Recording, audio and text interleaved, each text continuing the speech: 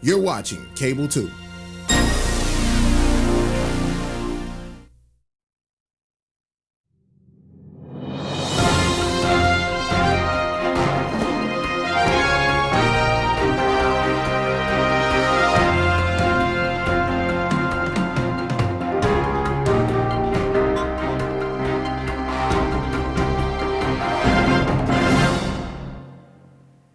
Welcome to the Winston-Salem Forsyth County Schools Virtual Board of Education Committee Work Session, April 7th, 2020. Now for Shay Woodbury, Board of Education Chair. Good evening, everyone, and again, welcome to our April 7th Winston-Salem Forsyth County Board of Education Work Session online. So we're very excited to be with you in this new and special way, and we'll go ahead and disclaim and ask for everybody's patience as we get through this online session. Of course, we miss seeing all of the friendly faces that normally in our audience, and so we really can't wait until we can see everyone face to face again. But until then, we still have to carry on the business of our 55,000 precious students. And so we're here tonight to move through a very aggressive agenda. And so I guess we'll go ahead and call the meeting to order, and if Dr. Harrison can do a roll call to establish the quorum. Thank you, Chair Woodbury. Chair Woodbury, fourth. Lyda Calvert-Hayes, Vice Chair. Present. Andrea Bramer. Present. Barbara Bird. Present. Leah Crowley. Present. Dana Jones. Present. Deanna Kaplan. Present.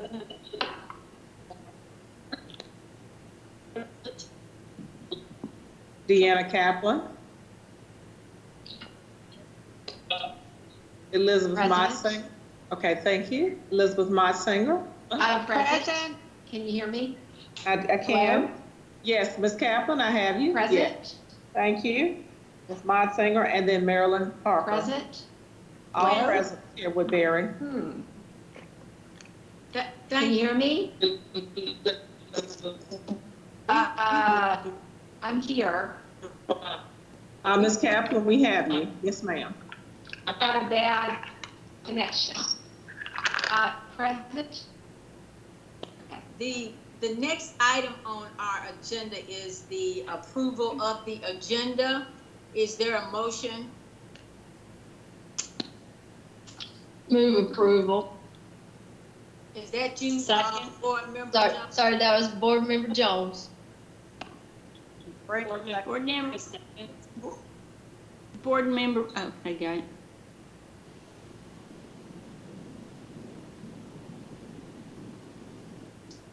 Did someone make a second? Second. Any questions or discussion? Okay, all in favor? Aye. Aye. I think that Dr. Harrison is going to have to do a roll call to get all of the ayes. Okay, Chair Woodbury. Aye. Lyda Calvert-Hayes. Aye. Andrea Bramer. Aye. Barbara Bird. Aye. Leah Crowley. Aye. Dana Jones. I think Aye. you made the motion. Deanna Kaplan. Aye. Great. Elizabeth Motsinger. Aye. And Marilyn Parker. Aye. Ayes have it. Thank you. Thank you.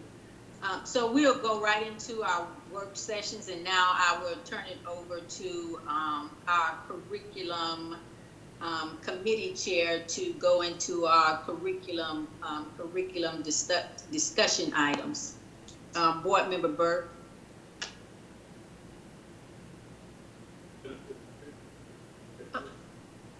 Okay, I'm here. I'm sorry. The first discussion item is e-learning. monitoring and providing support with Nicolette Grant, our Chief Academic Officer. Good evening, everyone. I'm going to share and take over the screen for the presentation.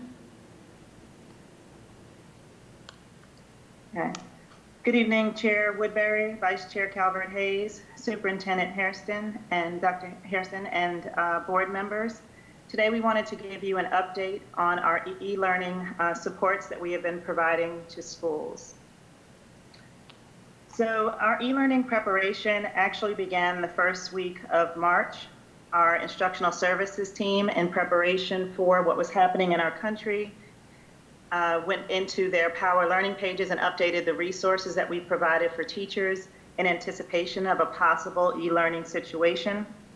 On March 10th, we held a support for school-based personnel, K-12, elementary, middle, and high school sent representatives to Atkins High School for a training on how to build the capacity of their colleagues with the use of Power Learning, again, in anticipation for what inevitably did happen.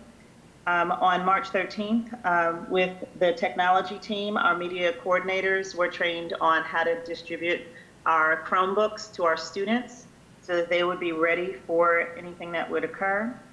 And then we ultimately did get the decision from our governor that March 13th was indeed the last day of school. The teacher work days that followed from the 16th through the 18th, our team helped to support teachers with developing their own personalized Power Learning pages for their students. On March 19th, we began our e-learning. And since then, our team has been developing digital resources.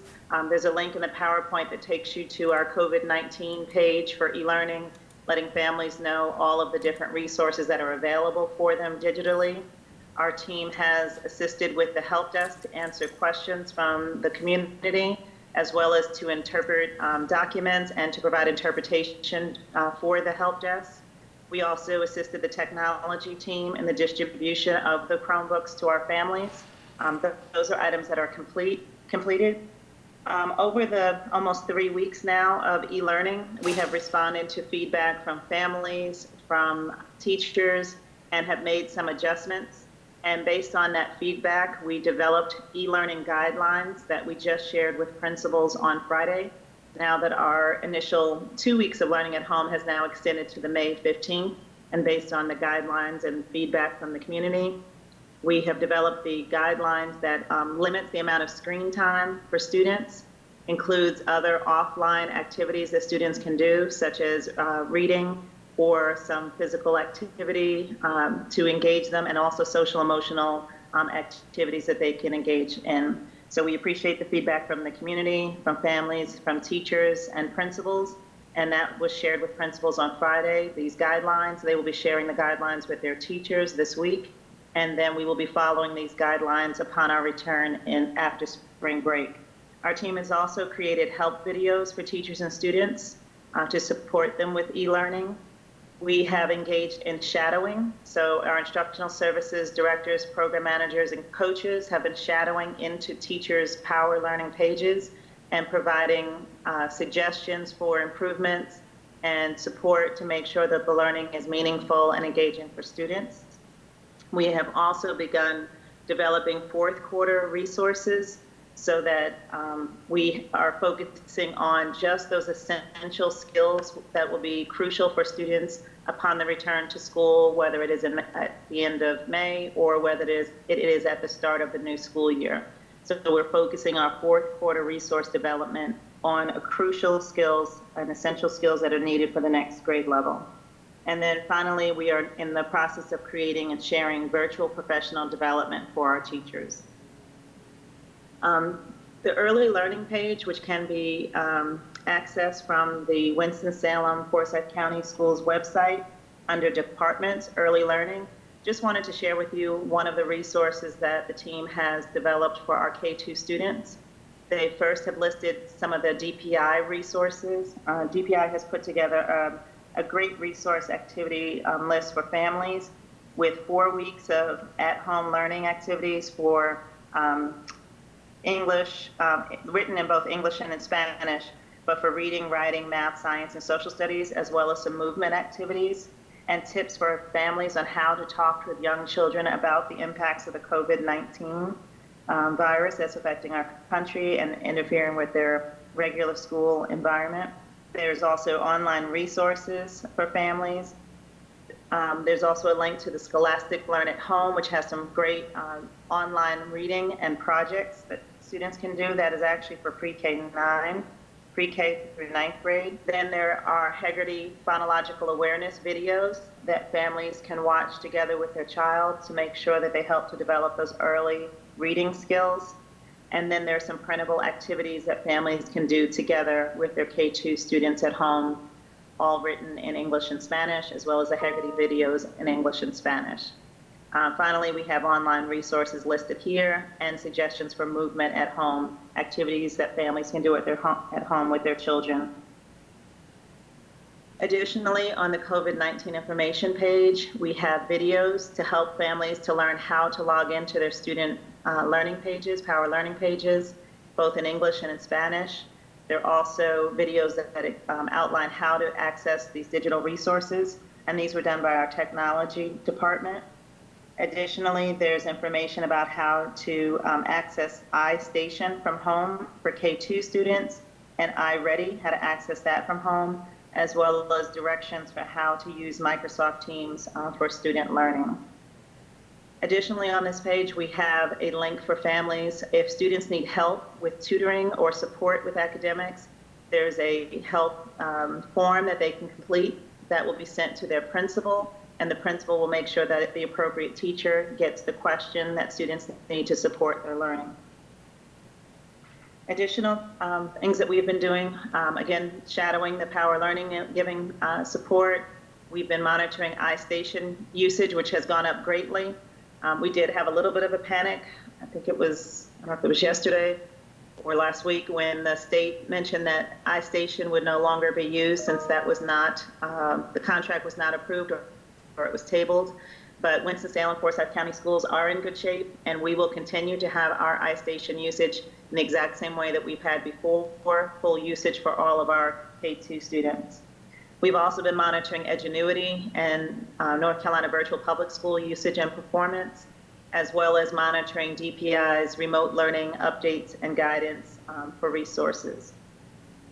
In addition, we have been providing support through phone calls with instructional facilitators, reading interventionists, and teachers. We've been engaging in daily meetings with principals to share resources and answer any questions they have. We've shared academic resources, e-learning tips, and technical support. We have been holding Microsoft Team PLT meetings amongst our team, and then also with other supporting teachers with their PLT meetings, holding IEP meetings, and providing e-learning support. We've also used WeVideo to create videos for teachers to help them with their lessons and supports for students. We've provided and are continuing to develop professional development virtually, and then translation services, and then finally making adjustments and modifications for students as needed. So just wanted to share with you some of the things that we have been doing throughout the month of March and now into April. Okay. I'm going to send the screen back to Assembly and see if there are any questions. Are there any questions, any comments? This is Elizabeth. Comments that from parents. For elementary school age children, I'm getting comments that they would like to see more live contact between teachers and students. So using something like Microsoft Teams or Zoom to get those children in front of their teacher again. And then from older students, I'm hearing about needing more flexibility on due dates and more notice of real-time meetings. Some example is the teacher might send a message to her students that they're going to, she might send it at 8 a.m. that they're going to have a voluntary help session at 9 a.m. that same day, and that's not enough notice for students, because they're not plugged in 24/7, but to be able to get advance notice of when things are going to happen so that families can plan for that. Thank you. Okay. All right, so I know that this technology team, Marty Creech is going to be working with training teachers on how to use Microsoft Teams for some face-to-face live. So we'll make sure Marty gets that information. And then the e-learning guidelines that we've just provided to principals, hopefully that will help a little bit. And then we'll share the feedback that you said about making sure teachers provide students with enough notice for when to join. So thank you for that feedback. Sure. Elizabeth, This is, yes. I just have a comment, which is that I've heard from people that they are so impressed with what the district has done and really feel like the district is working so hard to meet the needs of the students, having had so little lead time. And I just couldn't stress to you all more how impressed I am, and many of the people I hear from are, in the work you're doing. So thank you. Thank you so much. It has definitely been a team effort, and flexibility and adjustments and responding to feedback is definitely the model that we're following right now. So thank you so much. Chairperson Burks, this is Marilyn Parker. I found it interesting that that the JROTC requirements are on there, Nicolette. I don't know how much you know about that, but are they going to be able? I mean, I assume the whole country's in this situation, so they're not going to be penalized or anything, because I know some of them depend on that for college, either scholarships or things like that. Is that what that means? That's allowing them to continue on in the continuum they're on? So Lieutenant Colonel Brown is continuing to support our students in the ROTC program. He's finalizing some of the paperwork and requirements for students, but none of our students should be negatively impacted by what has happened to them. It is to no fault of their own or no fault of anyone in particular in our country. So they will not be negatively impacted. Lieutenant Colonel Brown is on top of that and making sure that we're getting all of the appropriate paperwork completed and filed. This is Board Member Bramer. Can we also follow through and make sure that we know when AP exams are in the earliest time possible? So AP exams are in May, and we'll be talking a little bit more about that later on today as we talk about some of the senior requirements, but they are in May. They're 2 weeks in May, and the last one ends on May 22nd. And those exams will be virtual. They will not be face-to-face exams. They'll be virtual exams. This is Shay Woodbury. I just wanted to make comment about my personal experience in becoming a North Carolina public school virtual teacher. So I have a million experiences, right? But that was the most challenging. I don't even know. It was maybe about a month or two that I had to be prepped with all of my degrees in education just to teach through the virtual public school through North Carolina. And so I just want to put on record that for teachers that have not been trained in this way to teach, it is very intentional and meticulous, and it's a different kind of training. And so, I definitely empathize with a lot of the teachers that's now having to immediately go to this methodology to teach. I would just offer a suggestion to our district and possibly to the state that we look at the model of the North Carolina virtual school to see how they prepare teachers to teach in a virtual space. Thank you. Yep. any other comments? If there are no further.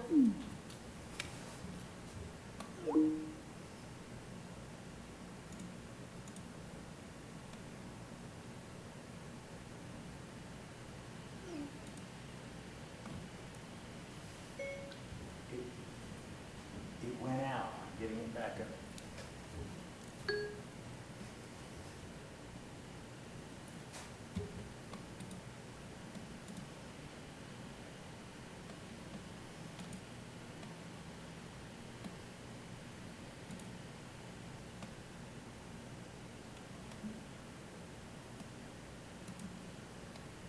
of what we did from a technology standpoint with our support. So I'm going to drop a quick presentation out here to you.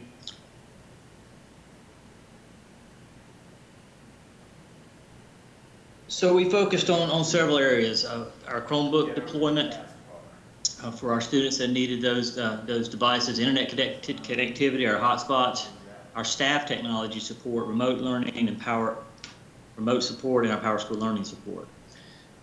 So over a course of about 4 days, maybe 6, we deployed roughly 23,109 Chromebooks to our students. We did that through a checkout process at every school. That number has gone up since I put this presentation together for you last week. We're still doing some of those in a drive-by fashion over at our education building. Keep in mind, I wanted to remind you that we do have our 2,400 students are carrying iPads at our Verizon schools. So if you put those two numbers together, you're looking at roughly 26 to 27,000 devices that we have put out there for our students to use at home during this period. We processed 3,344 hotspots to our students. You can see some of the pictures there and below. We had a drive-by pickup that we did at the central office, and we have since moved that operation to our schools, where our students are continuing to pick up their hotspots at our schools. We have a little over 600 that are unassigned, and we're going to work to re-offer those to families that maybe did not have a chance to request those through our first process of offering those to our students. In addition to our student support, we provided 257 staff members with internet hotspots for their homes, variety of teachers and classified employees that needed extra support with internet connectivity to do their work from home, and we've provided those devices to them as well. Additional technology support for staff. We worked with our central office departments, HR, finance, operations, many other departments there in the central office, and developed some take-home processes and packages for them. That picture there represents what we did for our finance department. We rolled out our work-from-home care package, I guess you could call it, a printer and laptops and things, and VPN connection. We made their phones work digitally on their laptops, just as if they were sitting at their desk, able to have their desk phones ring on their laptops at home. We provided hotspots as needed. So we helped approximately 225 staff members at the central office get ready to go home and continue their work from home as well. And the majority of staff, I would say 99% of staff are working from home every single day. And we were very happy with what we were able to do there to get those folks to a safer working environment. So for remote support, what we're doing in addition to what Nicolette mentioned, we have a district hotline staff of 5 employees daily that are taking calls just about general information. It may be about meals or anything related to the school closure. But we also have our technology service desk that we run every day. In a normal situation, there are 5 staff members on that call center on a daily basis. We've upped that to 20 employees daily, and we are averaging just over 400 calls per day for technology support. That may be a variety of how to log in, reset passwords, instructional help, whatever. Employees daily taking calls from their home, supporting our staff and our students and our parents across the district. In addition to that, Nicolette mentioned Power School Learning. That is our learning management system. We have ramped that up significantly. I thought it would be interesting to show you a student and a teacher graph. This graph represents our teachers.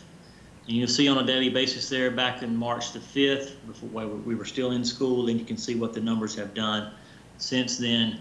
And we were averaging close to 4,000 teachers on a daily basis logging into our learning management system, providing lessons and activities and assignments to our kids.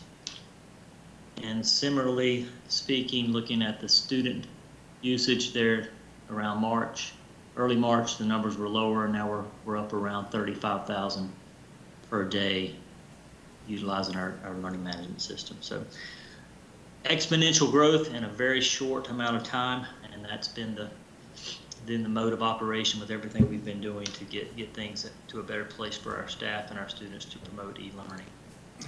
Any questions about what we've done technology-wise? Hey, Kevin, this is Board Member Jones. thanks for kind of switching those hotspot deployments back to the schools. I had heard from a few families that it was hard to kind of get out to not so centrally located central office. So, and then you said how you were able to use the VPNs and have finance and others answer phones remotely. What are we doing for our principals? Are they doing the same things for the schools? I know there's certain days they probably have to go in, but how are we supporting them? They are absolutely able to do that from home as well. They have the tools they need to work from home as well. We do have, we put a centralized voicemail, a standardized voicemail on every school phone. So when someone calls the front office of a school, they get Brent's message. They're able to leave a voicemail there, and we're able to check that voicemail from a web-based system. So we've got lead secretaries and principals monitoring voicemail coming into the schools when no one is there to answer those calls. I do believe principals are coming in as they see necessary, but I think that is really up to them as to how often they're going into the buildings right now. So we are staying connected. Our principals are connected to our families and to our staff. Thank you. I just have one more question, and that is, I saw the number of students that are using, the data, the slides you just showed us, but and I don't know who wants to speak to this, but how many students do we feel like have no access, maybe just because of where they live, there's just no service, or how are we dealing with that on a school by school basis, or how many kids are kind of in the gap for the technology piece, or do we know?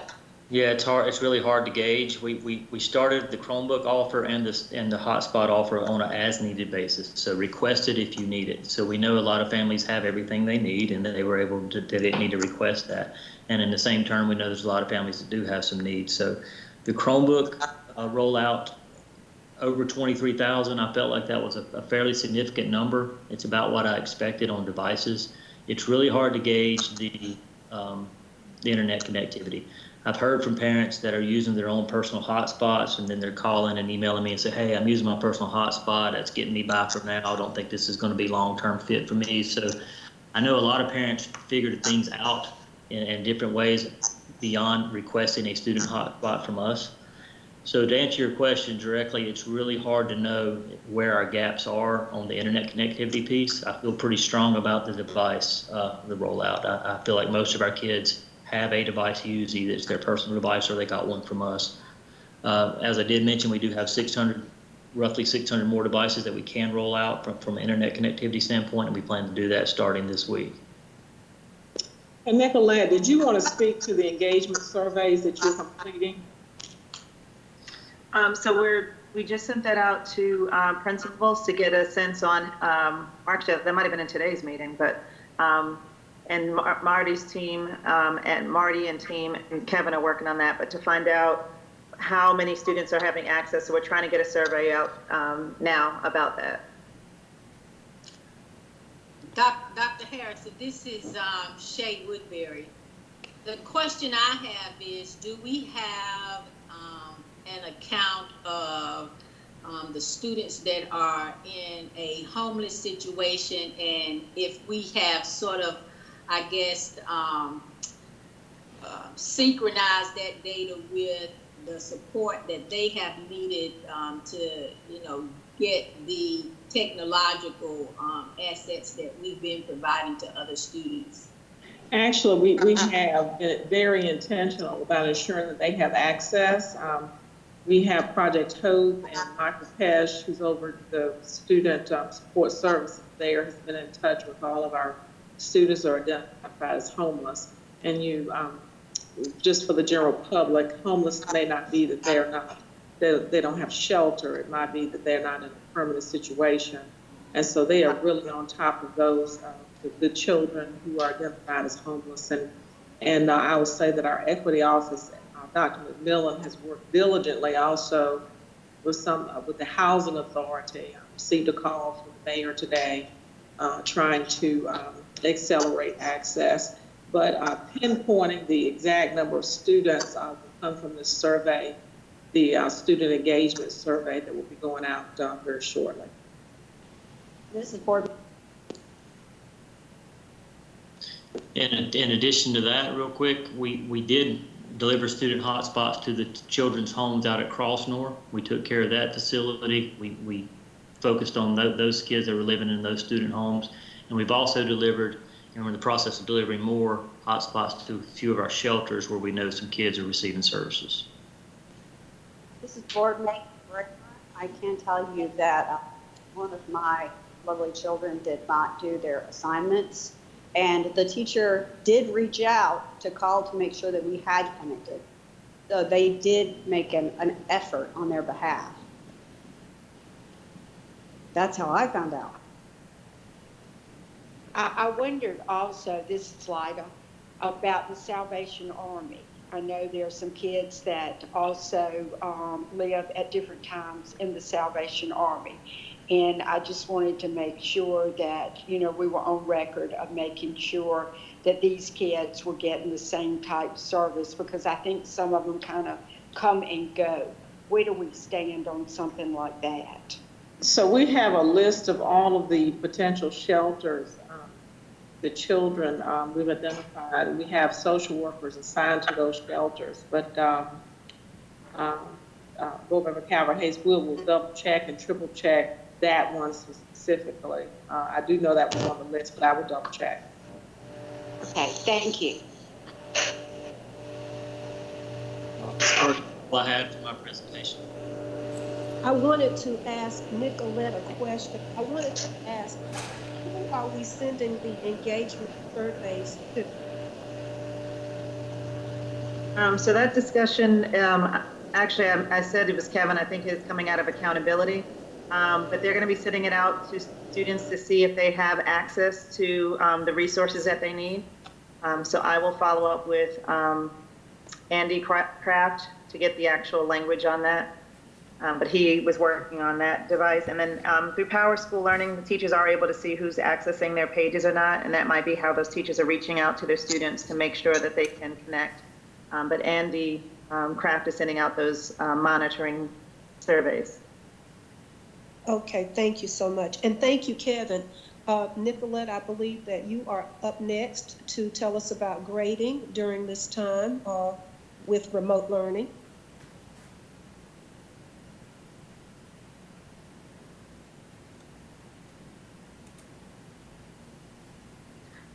Okay, so the grading updates, see if I, not forwarding. All right. So on March 27th, our State Board of Education had a special meeting to talk about remote learning and grading. The state came up with the definition of remote learning for our state, knowing that not every district has access to as many devices as we do here. There are many districts across our state that are in rural settings or do not have the technology device. So they defined this as remote learning. So in all K-12 public schools in North Carolina, remote learning is defined as using various mediums and formats, such as, but not limited to, video conference, telephone conference, print material, online material, or learning management systems. The State Board of Education came up with 5 critical factors that must be met for remote learning. Here in Winston-Salem, we are using the term e-learning because we do have the devices that we can provide electronic learning or e-learning. So the factors are that it must be accessible by all students for which the learning is intended. And so getting the device deploying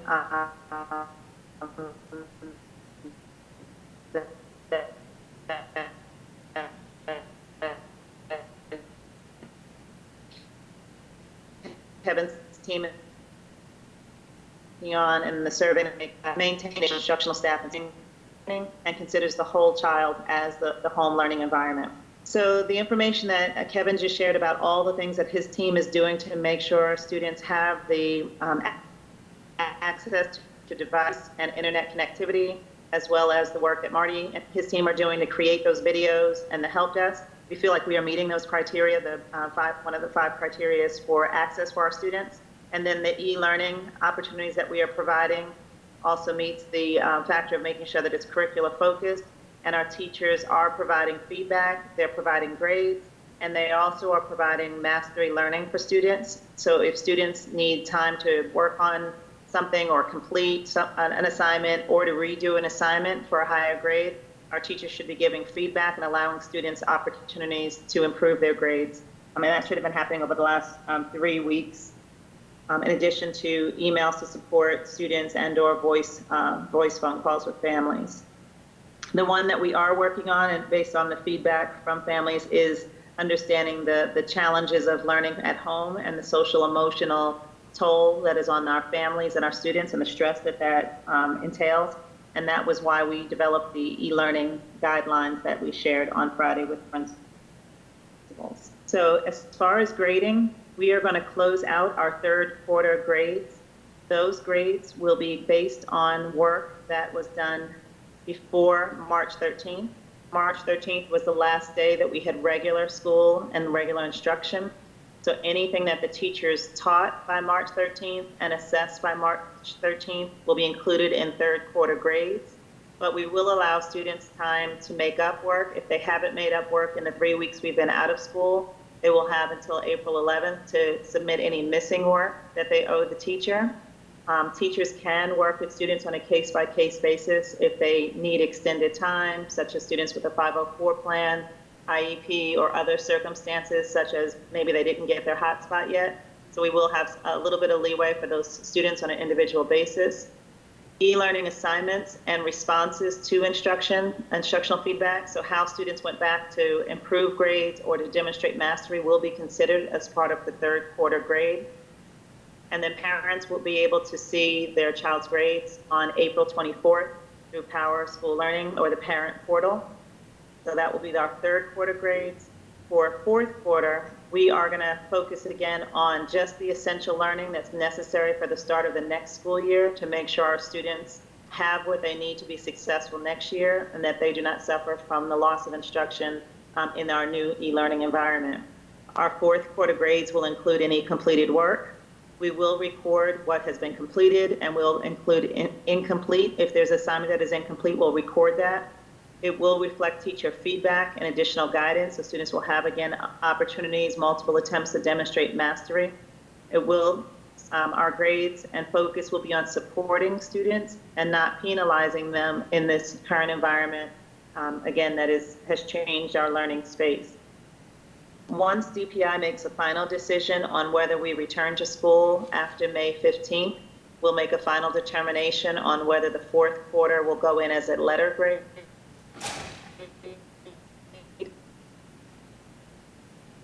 But these are the guidelines we are going to follow for third quarter and fourth quarter grades. And now I'll open up to any questions. Oh, and let me just add, I'm sorry, let me just add K2. K2 has a standards-based report card. They will receive the standards-based report card, but they will only be assessed on the standards that were thoroughly taught during the school year up until March 13th, that the teachers have enough evidence to give those grades. If there are any standards that have not been thoroughly taught or we do not have multiple data points to demonstrate mastery, then those standards will not be graded. I'm sorry. Yeah.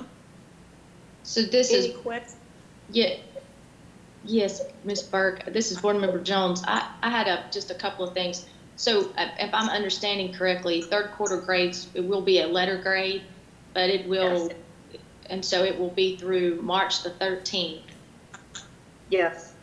And then I understand that we are allowing for makeup work or to show mastery. And as a district, have we given any specific guidance so that there's some consistency and clarity from classroom to classroom across the district? So I'm able to turn something in 6 times, or, you know, just so that we have something that is consistent. I could see there being some difficulty with that. We've given some guidance to principals in our daily calls, but we have not given guidance as to how many times a student can resubmit an assignment. The goal is to have a student demonstrate their mastery and for teachers to support them in that work, but we have not set a limit as to how many times they can redo an assignment by that April 11th deadline. Okay, thank you. If And you- so, This is Board Member Crowley, and I've heard from several parents the third quarter grades that there might not have been many grades up or church. Example of her son's class had only had 4 or 5 grades recorded at that point in quarter. Will there be a minimum number of assignments that would need to be before they could have, have a grade in that class? I wasn't able to hear everything that you said, but I believe I heard you say that some classes did not have a lot of grades. They also Correct. should have the 3 weeks.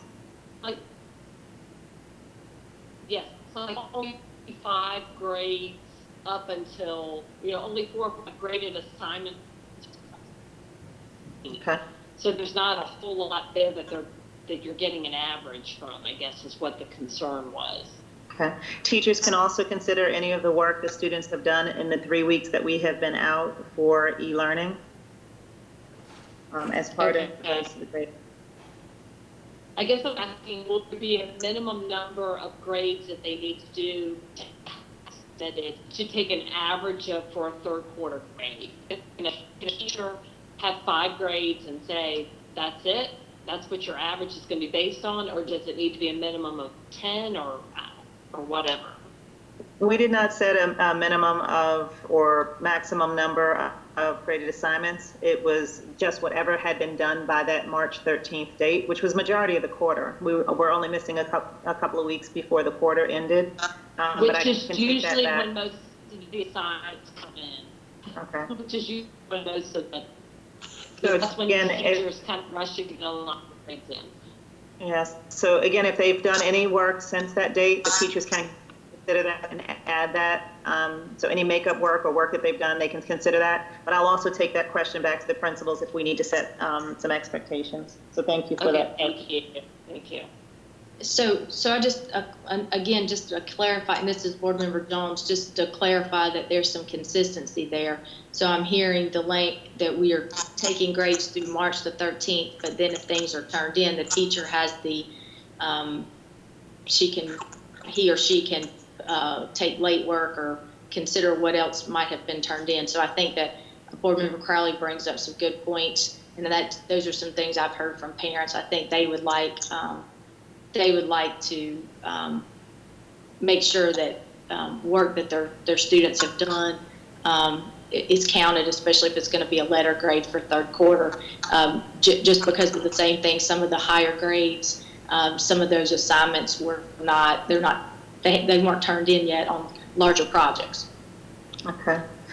So I'll take that back to the principals as well. I would say that the only challenge that we would have are the students who may not have had hotspots. We just have to be mindful for those students so that they are not penalized for not having access. Yeah. This is Elizabeth. Thank you. This is Elizabeth. One of the things, I work at the University of North Carolina School of the Arts, and I know the university system has offered all students the possibility of transferring their grade to satisfactory or unsatisfactory, and that includes all the high school students. And I'm wondering, that if you want to keep going for a grade, you can do that, but for some of the students who just feel like they want the credit and not, has any conversation from DPI concerning that for public school students come up? We are looking at that option for our seniors. So when we get to the section tonight regarding our seniors and graduations, we are looking at that. And then if DPI gives us additional guidance on what happens after May 15th, that may be the case for fourth quarter. For third quarter, we felt like we had majority of the quarter we had instruction and assessments and enough information for us to give grades for the third quarter only. Okay, and I just wanted to mention again that the high school program at UNCSA is, of course, a public high school, and that was an option that was offered to those students as well. So just as an information. Thank you. You're welcome. Any further comments? Yes, sorry, Chair Burke. This is Board Member Parker. Have we let the parents know, has this information been given to the parents about the grades up till March 13th and or will it be? I can see lots of confusion. If we, I just think the more we can communicate to the parents exactly this is what's happening, then maybe there won't be confusion around the time that the grades are shown and given. Yes, Brent Campbell had released for the parents tomorrow, but we wanted to share this with you first. Great, thank you.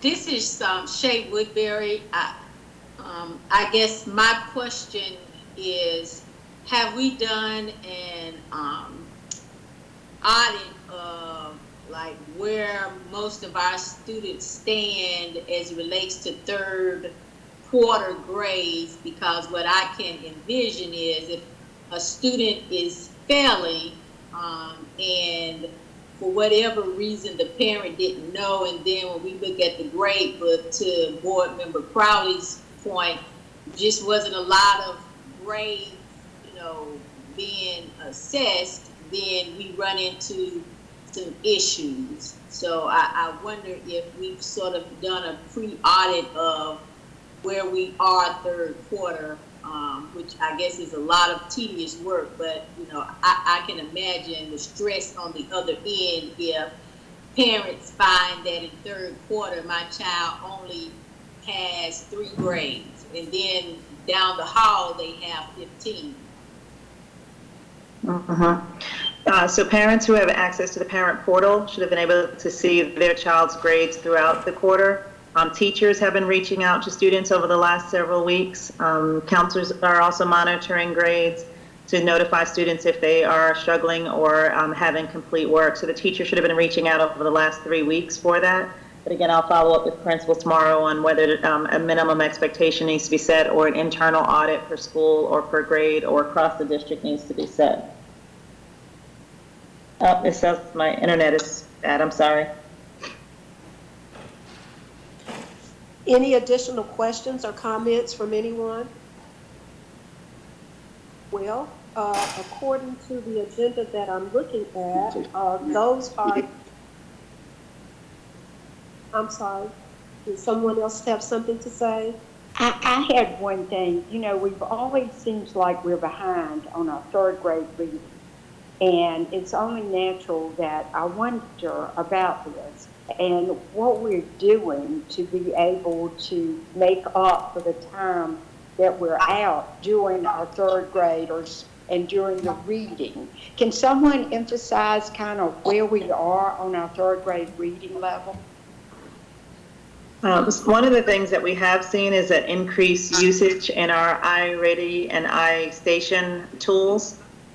So families and students are taking advantage of that and are taking advantage of the lessons. We unfortunately do not have our our end of year assessment with iStation based on what's happening at the state level, but we do see a higher usage of our online tools and resources by our students. Okay, thank you. And Ms. Burke, if we have one more item, which is the kindergarten children's program. Thank you. Thank you so much. Okay, so now we'll hear from our Director of Student Assignments, Homan. Yes, good evening, Board Chair Woodbury, board members, and Dr. Hairston. I'm just here to share our new kindergarten assignment period for the 2020-21 year. Let me quickly share my PowerPoint on the screen.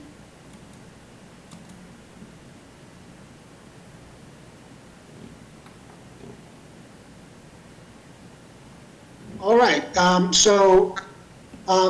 new dates that we had based on school closures started on Monday, April 6th, and will run till May 1st. Parents can apply on one application, do their magnet selections, and then also do their in-zone choices on the same application.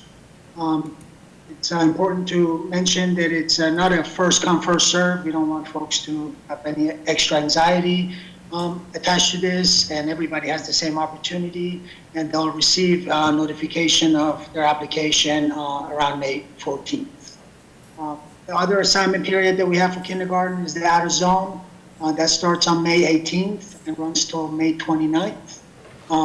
And they'll receive notification of their application for out of zone for those that participate around June 8th.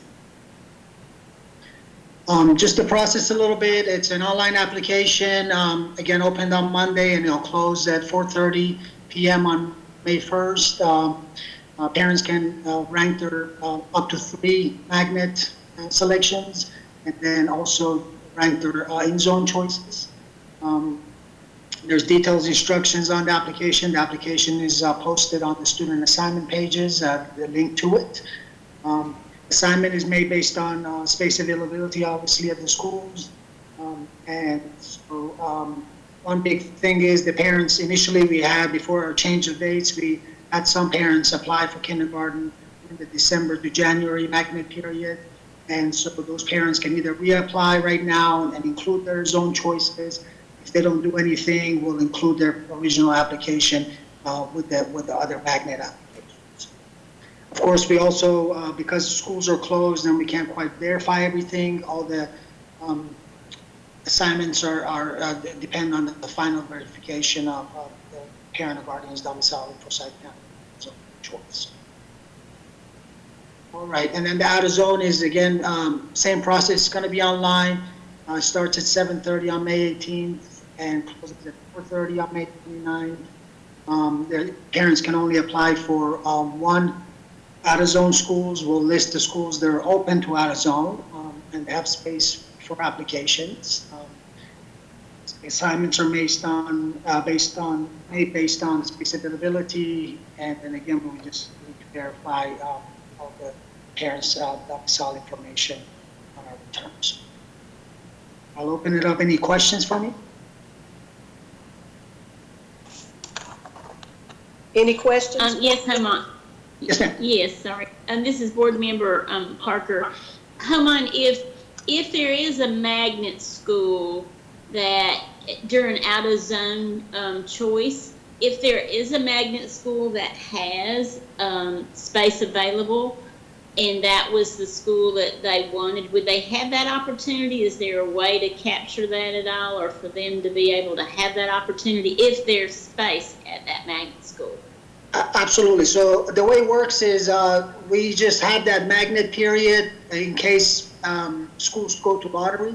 So that's the period. Otherwise, parents can still apply to magnet schools all the way, into the next year and everything else. So, correct. If a parent has applied to a magnet school, we have space availability. We can make that assignment. Not a problem. Okay, great. Thank you. Thank you, ma'am. Any further questions, comments?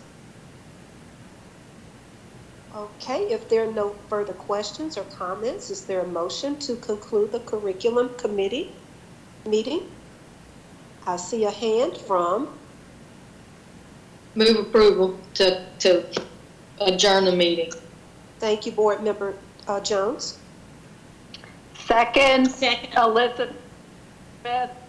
Thank you, Board Member Motzinger. Meeting adjourned. Thank you. Board Chair Woodbury, this is Sam. For the curriculum committee members, any items that you just heard in discussion that you feel particularly strongly should be presented at the full board meeting at the end of this month?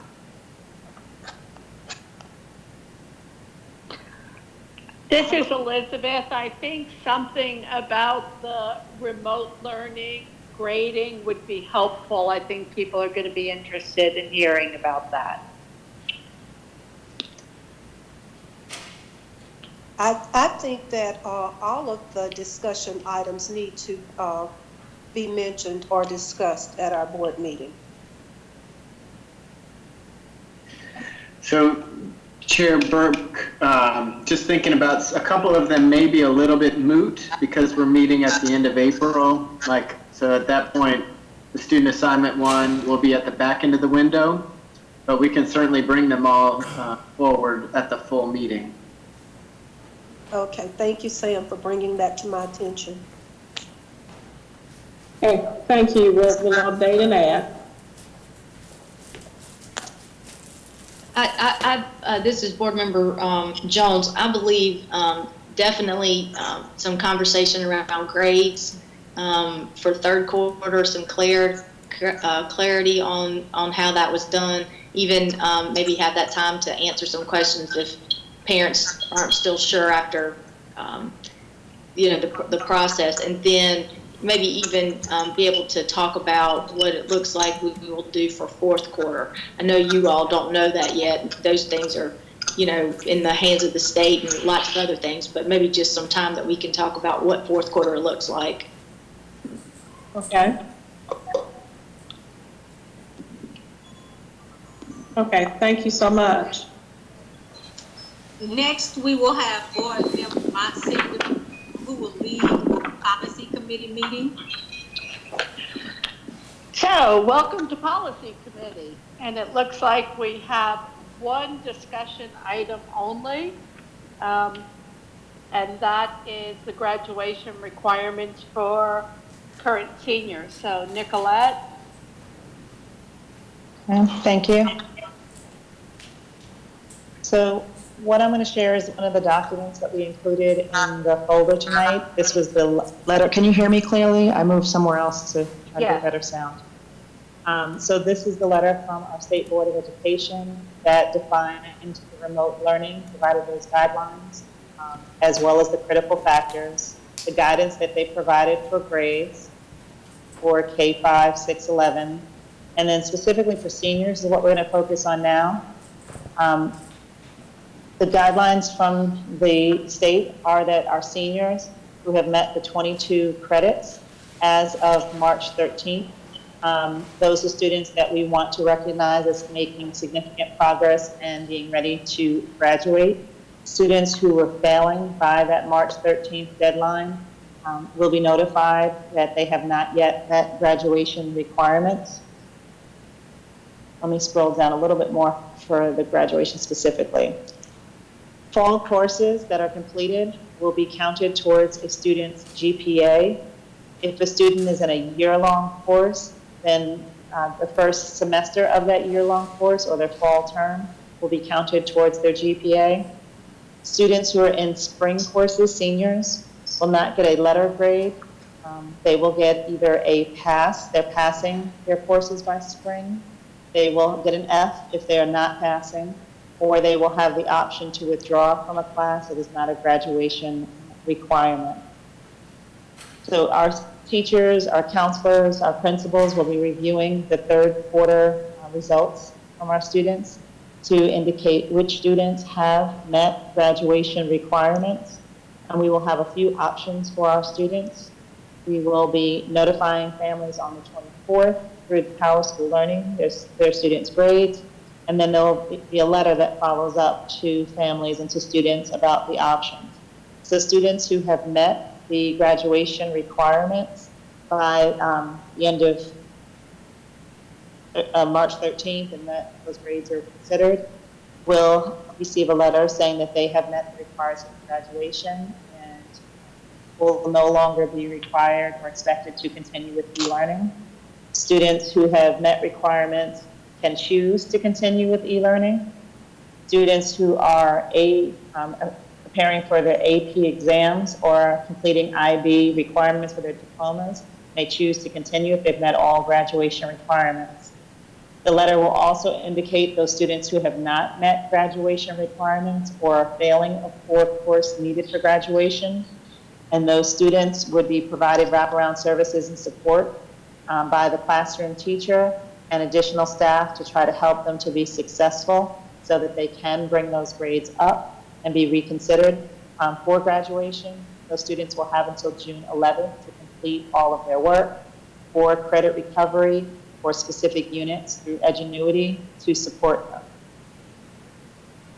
Also, based on the guidance from the state, occupational course of study, students will no longer need the 225 hours of paid work for graduation, but only 57 hours. And then there were several recommendations that the state gave to their policy committee for review that we will be discussing tonight. And Jan Jenkins is going to go over the implications for our policies. But the state has asked that all districts across the state use the 157 hours for occupational study, that we waive the CPR requirement for students if they have not taken that, to waive that if they were not able to complete that before we were out of school. Also, they're asking that any school boards or school districts in our state that have requirements for graduation that are above the state guidelines, that those be waived and that we follow the state guidelines.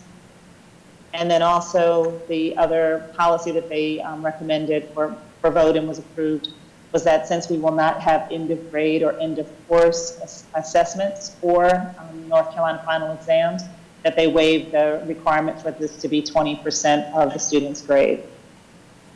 So this was the letter from the state, and based on this guidance from the state, Deanne has some information to share. This out, and then Deanne will share some information about implications for the policies and AR that we have. Good evening, board members. Just to add a little bit to what Ms. Grant stated, she provided an overview of what the state board did recently as far as waiving their policies and the recommendations for seniors, and how that, I want to provide a brief overview of how that impacts our policy. So our policy 5127 outlines the graduation requirements for seniors based on various years that they graduated. And to accompany that, AR 5127 as well adds some additional information as far as the graduation requirements. Our current seniors this year, actually under our policy, are required to have 22 credits, which is the same as the state requirements for seniors. However, we require 2 additional credits that are not required by the state. And so where, for example, the state requires 3 science credits and we require 4 for the Future Ready course of study. We also have a local requirement for a half credit for a health class and a half credit for a life skills course. We still ultimately, again, have 22 credits that are required, but we have some classes that students are required to take locally that they're not required to take at the state level. In addition, similar to what Ms. Grant said about the OCS course of study, our policy requires 225 hours of paid work for students in the OCS program. The state is recommending that those hours be reduced to 157. So the OCS course of study tracks the state policy requirements pretty closely, but we do have some differences in the Future Ready course of study. So what we're asking tonight is for those students that need it, for those seniors that have met the requirements but still may have some local requirements that they've not fulfilled yet, similar to what the state board did, we're asking that the committee approve a waiver of policy 5127 and AR 5127 regarding graduation requirements to assist those students who are eligible to be able to graduate. So, does anyone have any questions of either Nicolette or Dion? Yes, this is Board Member Crowley. Oh, sorry. This is Board Member Crowley. I have a concern about the pass-fail for the 4th quarter and how it will impact students' GPAs. And I'm specifically thinking about those students who are going ROTC or who will be in the NCAA, because they have minimums that they need to participate. ROTC, I believe, is 2.5, and for the NCAA, it's 2.2 or 2.3, depending on what their SAT or ACT scores are. And I just want to make sure that those students who are going to get an opportunity to go to college, either through extracurriculars or through ROTC are not then penalized because of the, if they were doing well in third and fourth, trying to get their grade up so that they got that minimum GPA. That's what I want to protect. Thank you. So according to the state, the GPA will be affected by only the first semester or the fall courses. So the grades that they earn in their third quarter or fourth quarter will not be considered as part of the GPA. But there was some also discussion at the state level about having a disclaimer for all of our graduates about, and I'm sure it's for across the country, but a disclaimer that explains the criteria and the situation in which our current seniors had to face in their last year of education. Okay. So is there anything that we can do to, are you saying that we can't do anything to help those students on a local level here?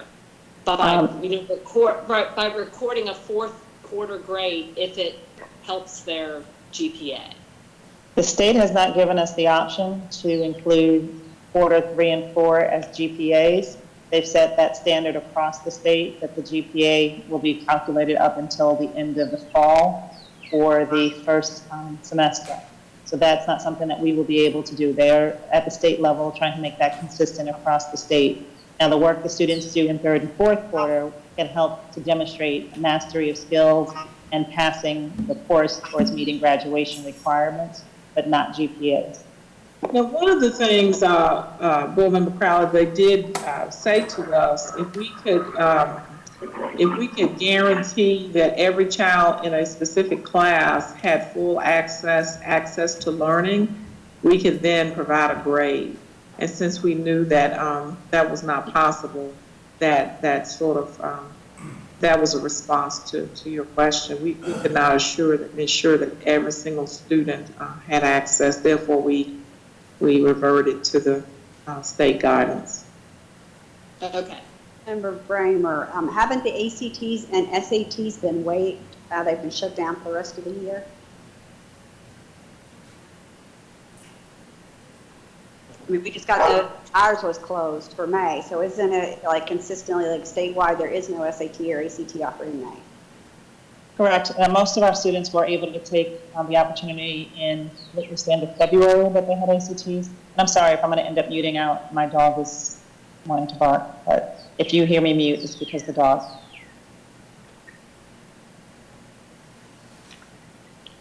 Ms. Parker, did you have a comment you wanted to make? I did. Two things. One, with students, maybe to Board Member Crowley's point, maybe if they are in credit recovery from a class that they might have failed, will those credit recovery things count toward a GPA? And then my second question, I know in the past that they've had VOCATs, and VOCAT has had exams or things at the end of the year. I assume that those have also been canceled and that those will not be required for those students as well. Correct. All of the assessments have been canceled. AP is still having the AP exams, but other than that, all other assessments have been canceled. We do still have students in Edgenuity getting credit recovery, so they will recover the credit, but the credit will not impact their GPA.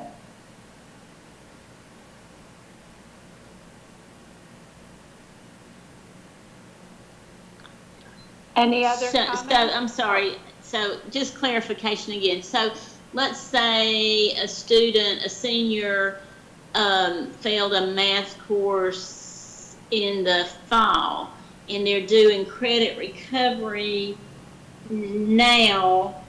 So will the F remain on their GPA and not the new grade if they pass the math class second semester? That was kind of my question.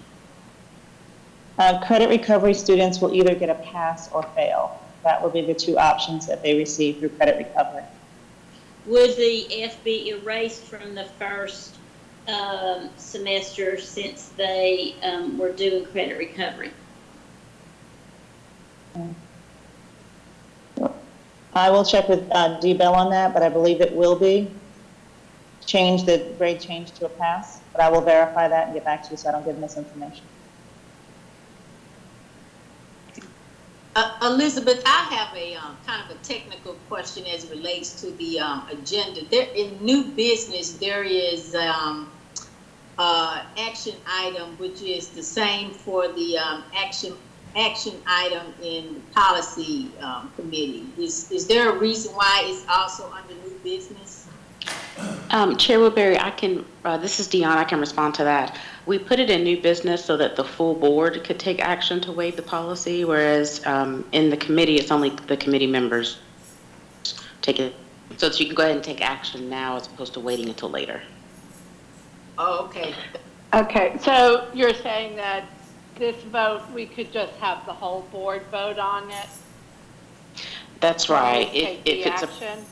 Yes, if the policy committee approves the request, then the full board during the new business portion can vote to waive the policy. Okay. Were there any other questions or comments? I just want to clarify, I did hear back from Dee Bell, who runs our Edgenuity.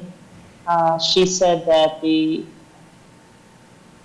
it will replace the F, but they will only get a P or a passing, but it will replace the F that they had before in the course. Okay. So if there are no other comments, if there's no other comments, are we ready to take action? Do I have a motion? Ms. Monsinger, I'll make a motion. This is Board Member Jones that we waive the board policy 5127 and AR 5127 for our graduation requirements. Board Member Bramer, I'll second. Okay, thank you. And policy committee members, in favor? Are you going to do a roll call? I'll do a roll call. Policy committee members. Now, Ms. Jones, are you on the policy committee? So I need another person. Let's see, Ms. Motsinger, Burke. Oh, I got so excited. I just made a motion. Calvert Hayes, and so I can get another committee member to make a motion. This is Board Member Parker. I'll move that we approve that. Okay, and second by. Okay. So roll call, Elizabeth Motsinger, yay or nay? Yay. Barbara Burke. Yes. Andrea Bramer. Yay. Lyda Calvert Hayes. Is Calvert Hayes still with us? Yes, I'm with you. Yes. Okay. And Marilyn Parker. Yes. And so we'll move that to new business for a vote. Thank you so much. Okay. Do we need to close committees, have motion to adjourn committee, or can we just move on to finance? You could just move on. Okay. Let's just move on.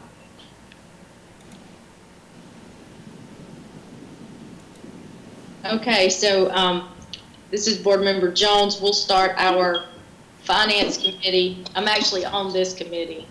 I'm pretty sure. So I'm going to turn this over to Andrea. I believe we have several items for discussion tonight, starting with budget amendment number 2 and transfer number 2. Good evening, Board Chair Woodbury, board members, and Dr. Hairston. Before you right now, we have budget amendment and transfer number 2. And as you can see, and you roll through this, we have, I'm trying to share it. Okay, scroll down. We have $1,974 in state public funds that was part of the EC funds. It was just an additional amount of funds we got. The $300,000 was that school safety grant that was presented back in February by Jonathan Wilson that you've already approved. This is just appropriating those funds because they came in after we adopted the budget. And then we also got $47,000 for Read to Achieve Twice Retained funds for students that did not pass after the summer camp. These students, we had about 11 students who were retained, and we got additional funds, and those funds are being used for those students right now with the e-learning for a total of $349,000 in state funds. And if you scroll down to federal grant funds, we received $11.3 million in IDA 6B funds. This wasn't part of the adopted budget because at the time we had not received our approval of the grant, so it was not included. So now we're appropriating those funds. In addition, we also received IDEA Early Intervening Services Grant of $1.7 million. That was an additional grant that we received that was not part of the adopted budget because the grant was not approved until after that. And then we got an additional $24,000 for our 21st Century Grant for a total of $13 million. Next, we have a lot of other restricted funds. Most of these are appropriating carryover funds and new money for all of our other restricted grants. The majority of those being our project impact grants. If you scroll down, you'll see a lot of these are small, but most of the big ones are the project impact grants that we have. And the grand total on that amount was approximately, there's a lot of pages here, $0.9 million in other restricted funds. And then we have our capital outlay. This is just appropriating our capital bond funds for the year that were not a part of our original adopted budget. These are our bond funds. We're just appropriating these funds here. And this is approximately, let's see,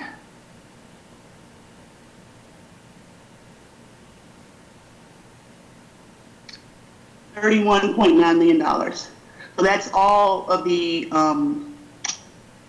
budget amendments that we had. We had some small transfers in local funds, just moving some money around, and as well as in state funds, we moved some funds for early college to buy some books. And that's all we have a budget amendment transfer to. Andrea, can I ask a question, board member? So you were talking about the capital outlay fund as $1,948,000. Is this actually the carryover, or is this savings? This is the carryover of the bond funds that we have, because we didn't adopt that when we adopted the budget. We didn't adopt those funds in our adopted budget because it's not operating funds. This is our bond fund, so this is just appropriating the bond fund carryover.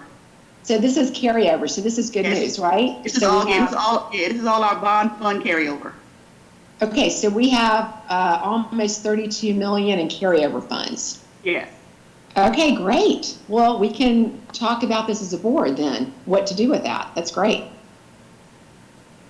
Well, I believe we've already had plans for most of these projects, I believe. If Daryl Walker's on the line, he can chime in. Okay, I'd like to hear.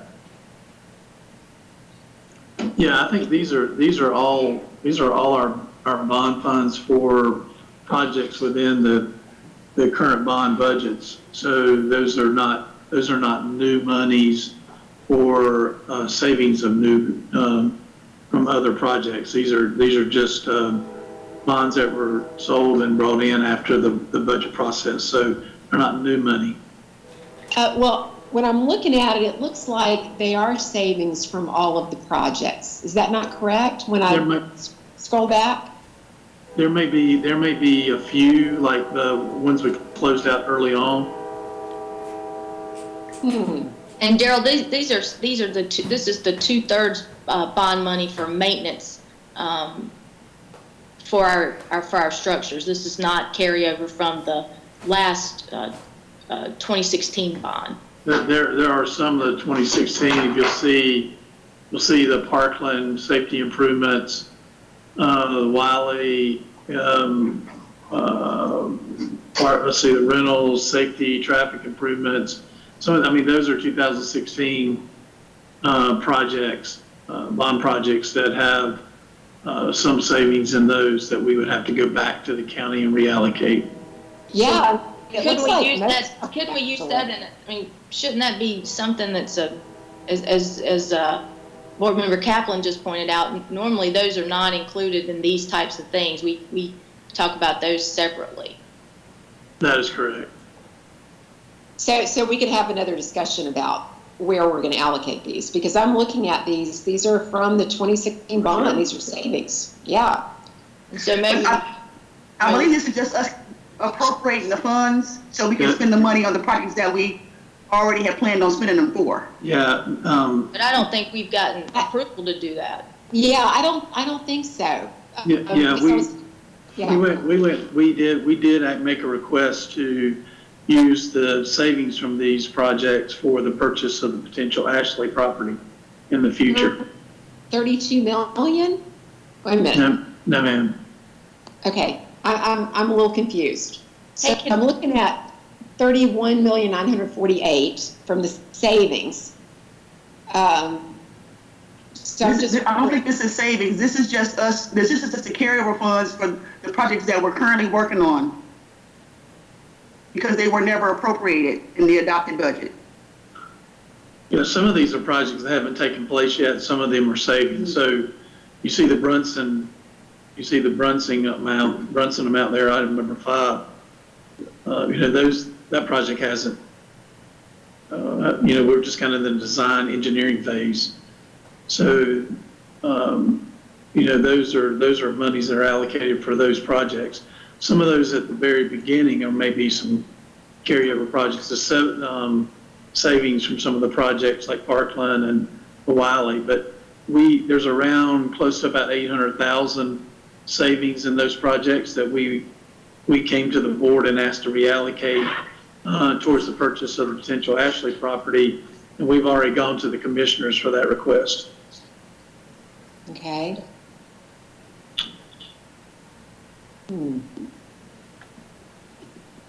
Andrea, I think you need to explain why you submitted. I think that the missing board members are missing why you submitted it in this format. And I think what you are trying to demonstrate is that these funds need to be moved to the correct chart of accounts or account numbers so they can be expended for the projects that are designated. Right. These funds were carryover funds from last year's bond projects that we had not appropriated the funds for yet in the budget. So now we're appropriating them in the budget. So that, like Daryl said, we have a few carryover projects that's left over, but these are projects that are in process or have not even started yet. And this is just, I don't know if you guys normally bring capital budget amendments to the board, but I included them because I didn't know that if you did or didn't. But well, they should be approved by the board. Right. So what happens is anytime there's a change in the expenditure, it should be adjusted and amended to reflect your approval so that her accounts match the intended expenses. So those funds are carryover, but they have projects assigned, and what she's doing is submitting to you the identical project. So for example, on 23, when she has funds for bonding for safety and camera updates, now that amount in that account matches what's being expended. It's not underfunded or overfunded. And so she's trying to reconcile her books to be sure that the expenses that you approve match the amount in the account. And if there are any additional savings, then we come back at the end of this fiscal year, we come back and look at the allocations. And when we brought forth the adopted budget back in February, I don't think we included any capital bond funds. So this is just appropriating those bond funds that we already had, carryover from last year. This is just appropriating those funds. Yeah, because it was pretty glaring when I was looking at it. I was like, oh my gosh, we've got 32 million almost. So I was just sort of looking through all of that. Okay, well, I need to be a little better educated with this. I need to take some time and look at it a little bit more and find out. Thank you. Okay. Anybody else have any other questions on the amendments and transfers? Okay, now we'll move over to monthly revenue and expenses. Right now, we're on track as far as we were last year. We had about 73% of our revenue received, and we're at about 78% of our expenses. And it's a little bit lower, as you probably can expect, because we, haven't been spending that much money over the last 2 weeks as far as, as normally we would spend. I mean, we're still paying salaries and everything, but there are going to be some, little bit of savings because we're not actually in school. So that's probably why we're not at 80%. We're more like 78%. Does anybody else have any questions on the monthly revenue and expenses for March?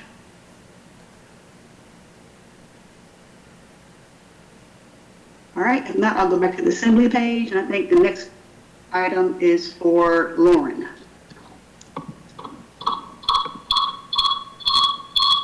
Good evening. I'm getting some feedback. Sorry about that. So this is to let all the board members be made aware that it's time for the replacement of the yellow school buses for the 2019-20 school year. We have 26 buses that are up for replacement this year. 2 of those buses are lift buses. The North Carolina General Assembly has authorized the state board to procure these through a financing agreement, and the total amount for the purchase of those buses comes to just shy of $2.5 million. That line item will show up on the transportation budget. There is a fund code for that. However, the DPI will make each of those financial payments on behalf of the LEA over the course of the next 3 years. For the purchase of those buses, it is our responsibility to track those VIN numbers as they come in, complete that master financial agreement, and report that information back to DPI. Do any board members have any questions this evening about the replacement of those 26 buses?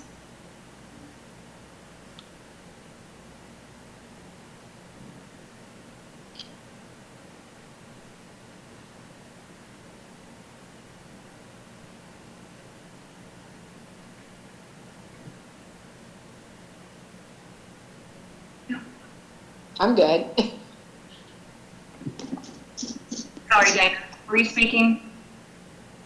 No, I don't think I have any questions. Okay. Sorry, we had a little bit of feedback on our end. We were having trouble hearing, but I can see faces popping up. I think we're good. Thank you, Lauren. Thanks, Dana. And this is Elizabeth. I just need to mention, I love buses, don't you, Dana? Yes, Board Member Motzinger.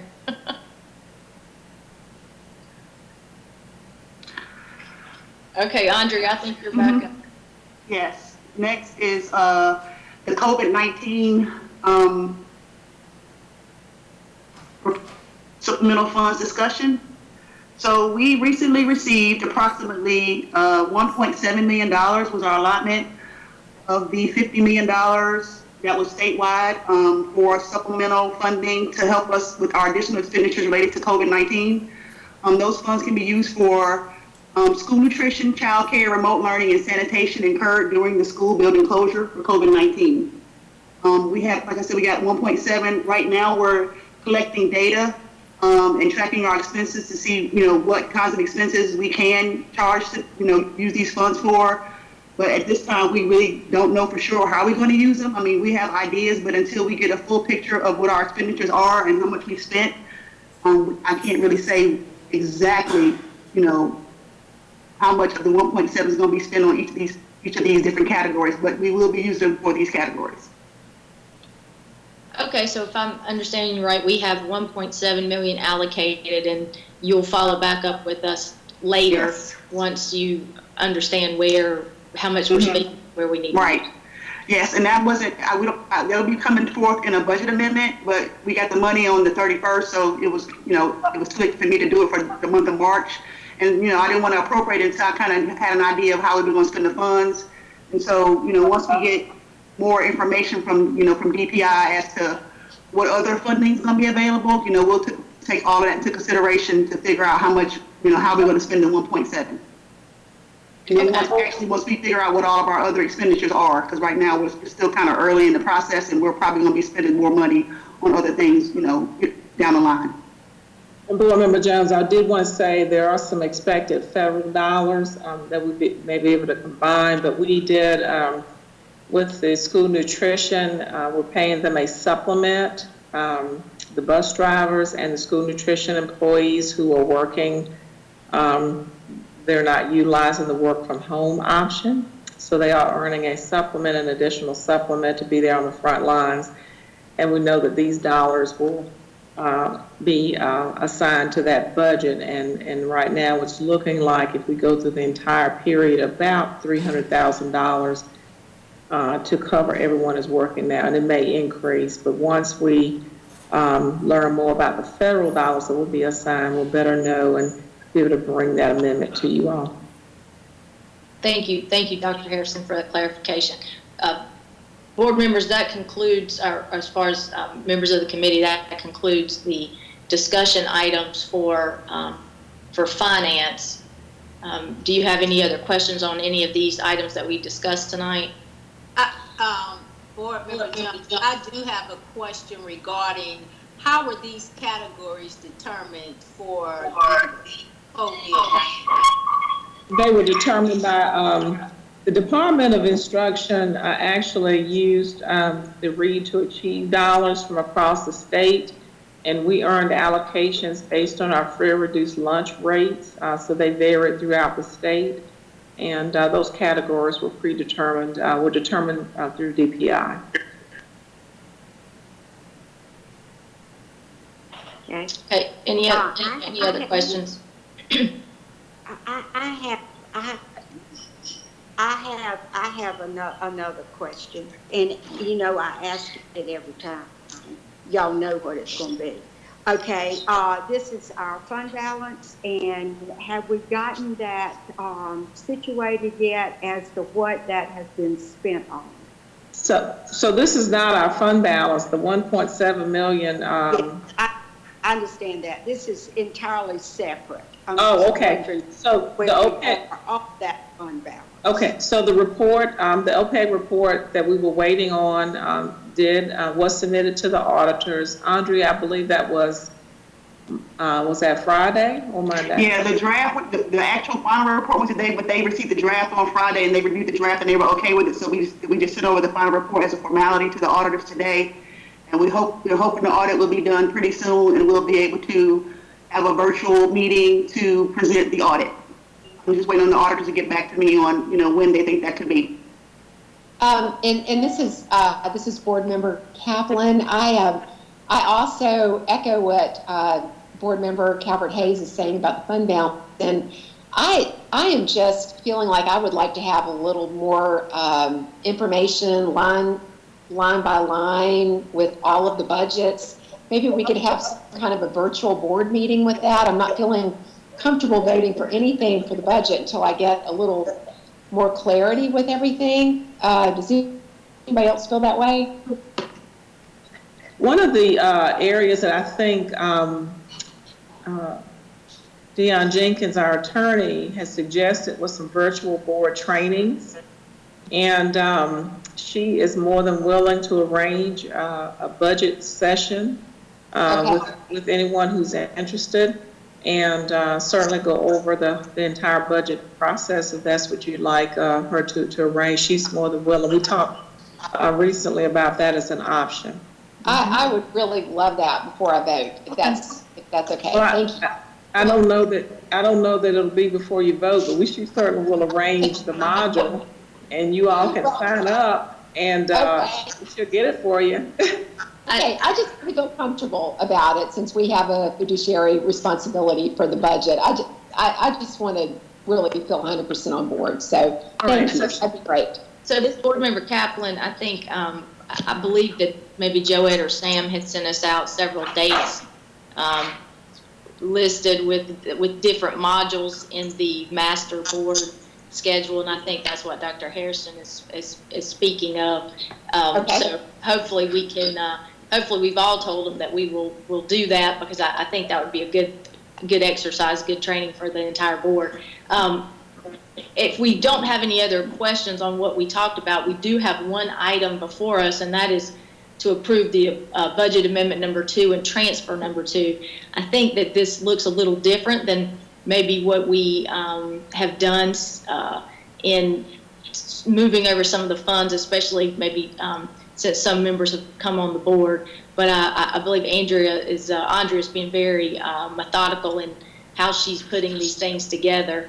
And it's good also to hear that we'll soon have the audit done, so we'll actually be able to talk a little bit about that fund balance. But for members of the Finance Committee, we do have before us one item, and that would be, do I have a motion to approve amendment number 2 and transfer number 2? Board Member Bramer, I put a motion to approve it. Thank you, Board Member Bramer. Do I have a second from the committee? Board Member Parker, second. Thank you. Thank you, Board Member Parker. Are you ready, Ms. Jones? Yes. Okay, Dana Jones, Aye.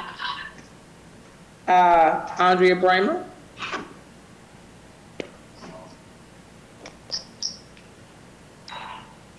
Board Member Bramer, you made the motion, so yes. Aye. Okay, wonderful. Deanna Kaplan?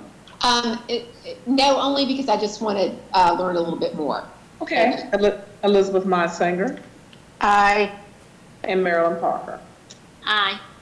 And Ms. Kaplan, one thing I will say, if you'd like, we can call you tomorrow and go line by line and give them a work. But thank you all for passing. Okay, Thank you. That would be great. I would really appreciate that. Thank you. Wonderful. Thank you. Okay. All right, Thanks. so motion passes. That concludes all the action for the Finance Committee. Okay, so we have buildings and grounds next, and first up is the discussion item about the 2000 bond money and the 2/3. And Barry Motsinger is going to talk about what we're using it for. Yeah, I'm going to fill in for Barry. Thanks, Taylor. Yeah, we'll share this document. This is part of our 2/3 bond money, which is a part of our 10-year plan to allocate the $303,123.33 for the projects that you see noted, roofing projects that we'd like to go ahead and get started on. Okay. Are there any questions about the roofing projects from any of the committee members? Okay, then let's move on to selection of the architect for North Forsyth renovation. Is this today? Okay, this is Colin, can you hear me? Yeah. Sorry, gotta get my volume turned up so I can hear you. Good evening, Ms. Crowley. Pardon me, I'm sorry. Can you hear me? I can't. Okay. Well, good evening, Ms. Crowley, board members, Dr. Hairston. I did want to, the first item on the, that we had to discuss is the North Forsyth architect selection. So we came to you at the March work session and gave you some information about our selection process for the architect for North Forsyth, and had a little bit more legwork to do over the last couple of weeks just to kind of finish some fee negotiations. And we're coming back to you today with a recommendation. One thing we did get to do at the meeting in March is Ms. Melita Wise, the principal at North Forsyth, had a situation come up at school and wasn't able to attend the meeting. And I've asked Melita, she had a couple things that she wanted to bring out as a member of the committee. If it's okay, I would like for her to speak on the DLR group, if that's all right with you, Ms. Crowley. Sure.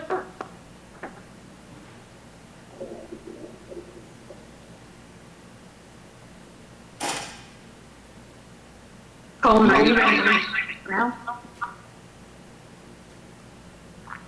Hey, Ms. Wise. I am here. Can you all hear me?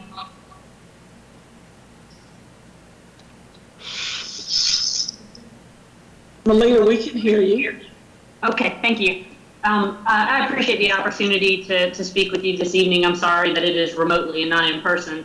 Mr. Moore just asked me, or is allowing me to speak to our selection of DLR as the architect, and I wanted to share with you the things that were important to me as the representative for North Forsyth within this committee. One of the things that was important to me was that the renovation, as it is happening, that it reflect the purpose of our school and also our community. And the DLR group did a really good job of coming and learning about the school, of asking questions about the community that we serve. And they also paid particular attention to our magnet programming and the vision that I have and that we have for the school. And they actually represented that in their designs that they presented during the committee selection process. They reflected our need for clinical spaces, for our magnet program areas, also for convertible spaces that can be used to combine groups and to kind of serve the students in terms of being innovative and kind of unique. And so I really appreciated that from them. In addition, they also were able to share their previous designs for other buildings that have a healthcare focus. And I know that they've done some work throughout the country, but they also have built high schools that had a health science focus. We felt like that was really important to us because of the programming that we're offering for students. We also wanted something that was going to set us apart. We're in a place now where we are trying to rebrand ourselves within the community and create an identity around this health science, the health science areas. Obviously, with what's going on right now, the workforce that we're producing at North Forsyth is seeing the value of the work that they're doing right now. And so we wanted something that was going to be different than anything folks had seen before, that was going to reflect innovation, reflect health sciences, and also be a draw for our students in the community. As many of you may be aware, we are in a competition with other schools to try to draw back students that would be residential to North Forsyth who may have chosen to go somewhere else. And this is one of the ways with a renovation that will help us represent what we are all about. In addition, we needed to maximize our budget. One of the questions I asked the DLR group was, can you do this for $17 or $18 million? They were talking about commons areas. They were talking about bringing together the new spaces with the old spaces. And they said that they could do that for that amount of money. The last thing that was important to me was just that we keep our school running during the renovation. And in their presentation, they were able to talk about how areas could be created so that learning continues, but that the renovation also continues. So I appreciate you listening. If you've got questions for me, I'm happy to answer them. Thank you, Ms. Wise. Do we have any questions for her? Yes, this is Board Member Parker. I was just noticing in the materials that we were sent, I was really impressed and thought about the health sciences that you guys do at North, and so looks like they've done some really innovative stuff. So I thought that was kind of exciting. So I can see why they were a good choice for that, because looks like they've done a lot of neat things and they're very knowledgeable about that. So I think that would be a good choice. I think if I'm incorrect, let me know. I believe that we had 4 architects from Forsyth County, and I believe this architect is from Durham. Am I correct on that? Charlotte, maybe Durham. Where's this from? Pardon me? They're in Charlotte. Okay, from Charlotte. So am I correct that we did have 4 local architects from Forsyth County, and this architect is from Charlotte? Is that correct? We had 13 packages submitted to Ms. Calvert-Hayes, and of those 13, we narrowed it down. I think of those 13, there were 4. I apologize. There were 4 or 5 from Forsyth County that had submitted. We narrowed the 13 down to 5 to interview. And of the 5 that were interviewed, 2 were from Forsyth County, and 3 were from outside of Forsyth County. Okay. The latest I heard, there were, when it was narrowed down, there were 4 architects from Forsyth County and 1 from Charlotte. I mean, and I may be wrong on that. I do sit on this committee, but I was not there, But I did work with the architects that we used, local architects, for our last bond. And, you know, I just had a little bit of concern about that, but I will be abstaining from voting on this. And you did mention, I'm sorry. I was going to address, you'd ask about the locals. We did have a discussion with a firm. So roughly, now I think I put this in your background, the summary information, roughly 40 to 50% of the architect fees go to consultants. And we've got a commitment from them to use local consultants for mechanical engineering, plumbing engineering, electrical engineering, civil engineering, and fire alarm engineering. So we've got a significant amount of their fee is going to be dedicated to local consultants. Now, we don't write those contracts with those consultants. Those contracts are written by the designer. But they've been very active, as Ms. Wise said. They visited the school probably more than any I think probably more than any of the architects combined. They've made some visits. They also participated, I think, in our Frank Spencer tournament. They were very excited about engaging and getting into the, excited about being part of the Side County process. I understand that. Since I work with the architects, I will not be able to vote on this, but I did want to bring that attention, to our board. I am, I like to use local, and I'm really, really glad that this firm is going to engage in using some of our local people here from Forsyth County. Thank you.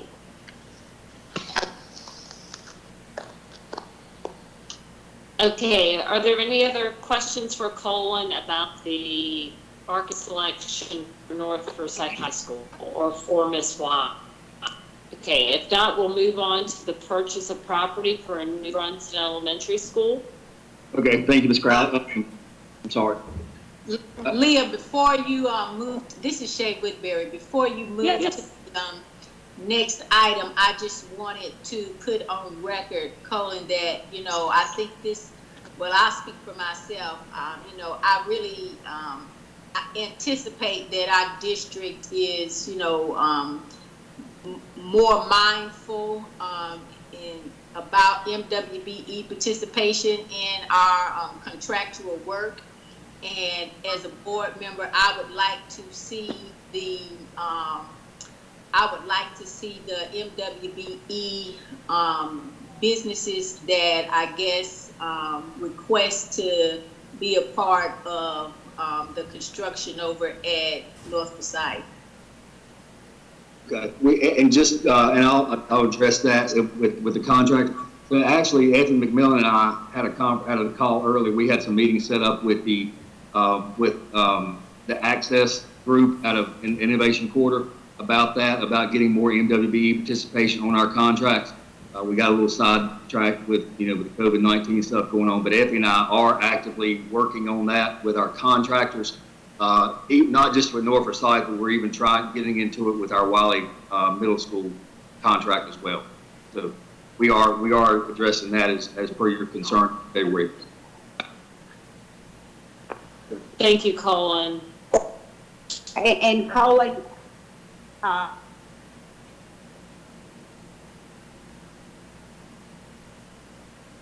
can you hear her? No, we can't hear you. I was asking, but I can't hear Ms. Hayden nowadays. okay, I got it. Can you hear me now? Yes. Yeah. Can you hear me now? Okay, I would also like to make sure that when we're dealing with our MWBE contractors, I would like to make sure that they are able to not only supply labor on these jobs, but also that they are able to buy the supplies for this also, so that there's not somebody else on the side buying supplies, that they do have the opportunity to bid the job with labor and the supplies.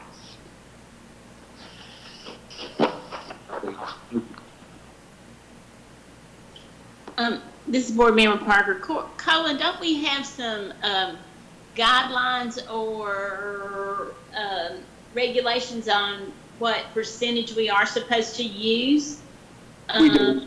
We have a goal of 10% that we try to achieve. We track those, and I think our report that we gave you probably a couple months ago, and we can give that report to you as well. We're surpassing that on our, like Lawrence, Paisley, and Conoke, the East On project, and also I think on Louisville Middle School we significantly were over that 10% goal.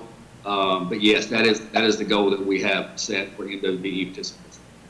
That might be really helpful to take that project by project and see where we hit on that goal. And that may be a good guiding principle for the architects as well, to let them know that, you know, the expectation is this and we want to hit this. So that may be just a good thing to do on every project, just report. We will. I will get you that updated report and make that report available to you either at the next meeting or the next work session. Great, thank you. Ms. Crowley, would you like me to move on to the Brunson property? Thank you. Okay. Again, this is an item that we brought to you at the March work session. We've gone back and done a little extra work in regards to some of the questions you've had. You've got the information in your summary and background, so I won't recite that. Basically, want to hit some highlights. This property has been accepted into the Brownfields program back in 2014. The seller of the property, Castle Rock Holdings, has the letter of eligibility for that acceptance. So without getting into a lot of technicalities, if we purchase that property, we can apply as a co-prospective developer or co-PD. So we would have a plan of doing that in addition to applying just as ourselves, because it would just afford us more liability protection. We have had numerous discussions with North Carolina Department of Environmental Quality. I'll refer to them as DEQ. I have asked and got permission from Sam to have a representative of DEQ is on our call. So Tony Dookie with DEQ is available if you have any questions of him. And also Wayne Watterson, who is the environmental expert with SNME, who did a report for us. But basically, you know, we've got some different things that we may be involved with. That we'll know more as we go further down the DEQ application process that would happen as we move forward. So we've roughly got, you know, since the inception in 1998, you'd ask about some other projects. DEQ has developed over 500 agreements with different entities about developing properties that couldn't otherwise be developed. Be glad to address any of those. This site that we kind of landed on at 1201 Patterson Avenue is a total parcel that we're asking for approval to purchase of 10.4 acres. The site the reason we chose that site, you know, we used a bunch of factors to determine what we liked in a site, and total count was about 22 sites that we considered. Looked at topography, we looked at the presence of a floodplain. We looked at how accessible the site was for traffic. We looked at the size of the site, how big of a piece of property we could get, and we looked at the constructability. This landed as the best piece of property that met those criteria. And then to make it even better, it landed as the best price.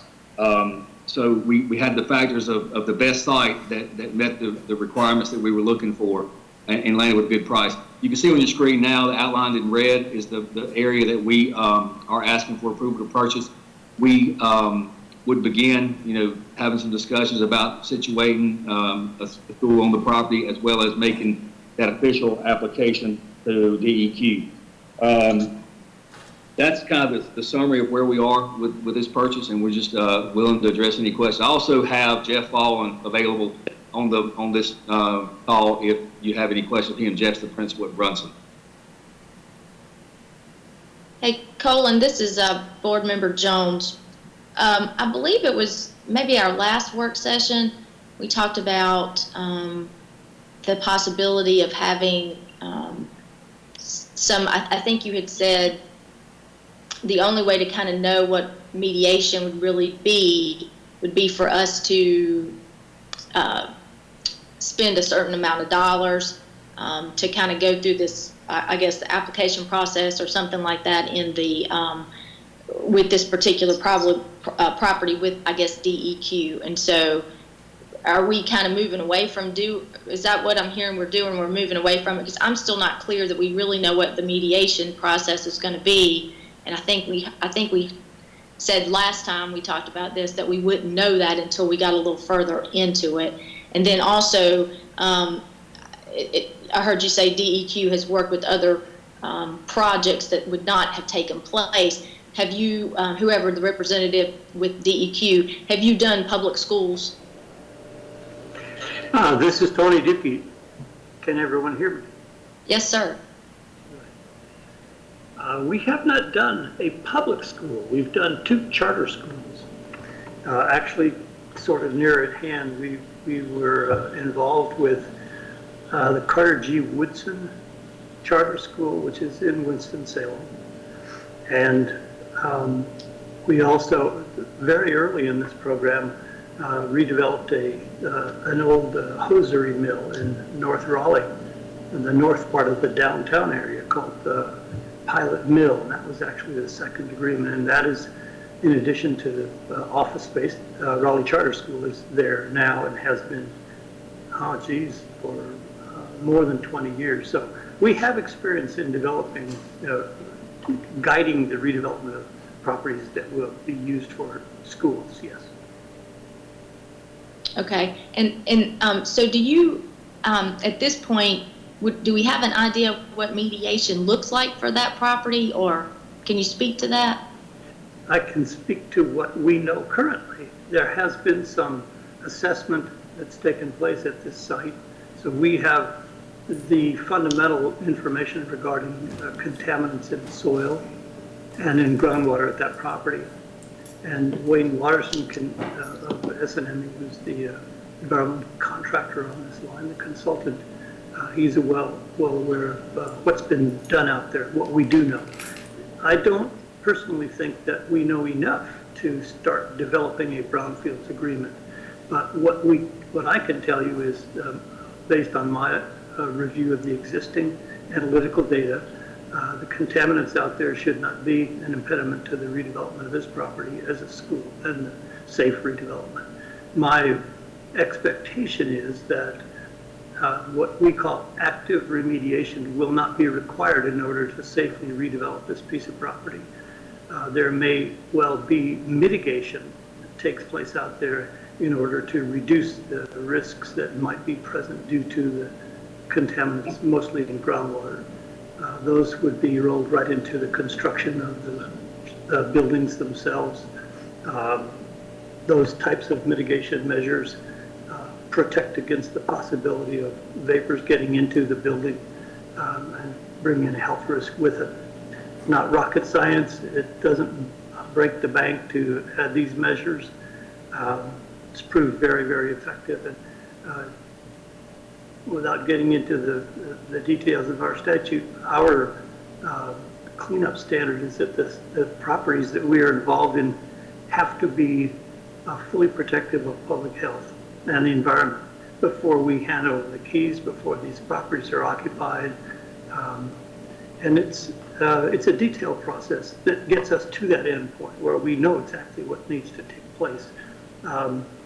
And given the population of the school, we acknowledge that this is a special population, and we treat it as if it were residential property. So the standards and the guidance and the screening levels we look at are really the same as those for a residential property. I hope that gives you some. So yes, sir, without a plan, I understand you're saying we're kind of not far enough along in devising a plan.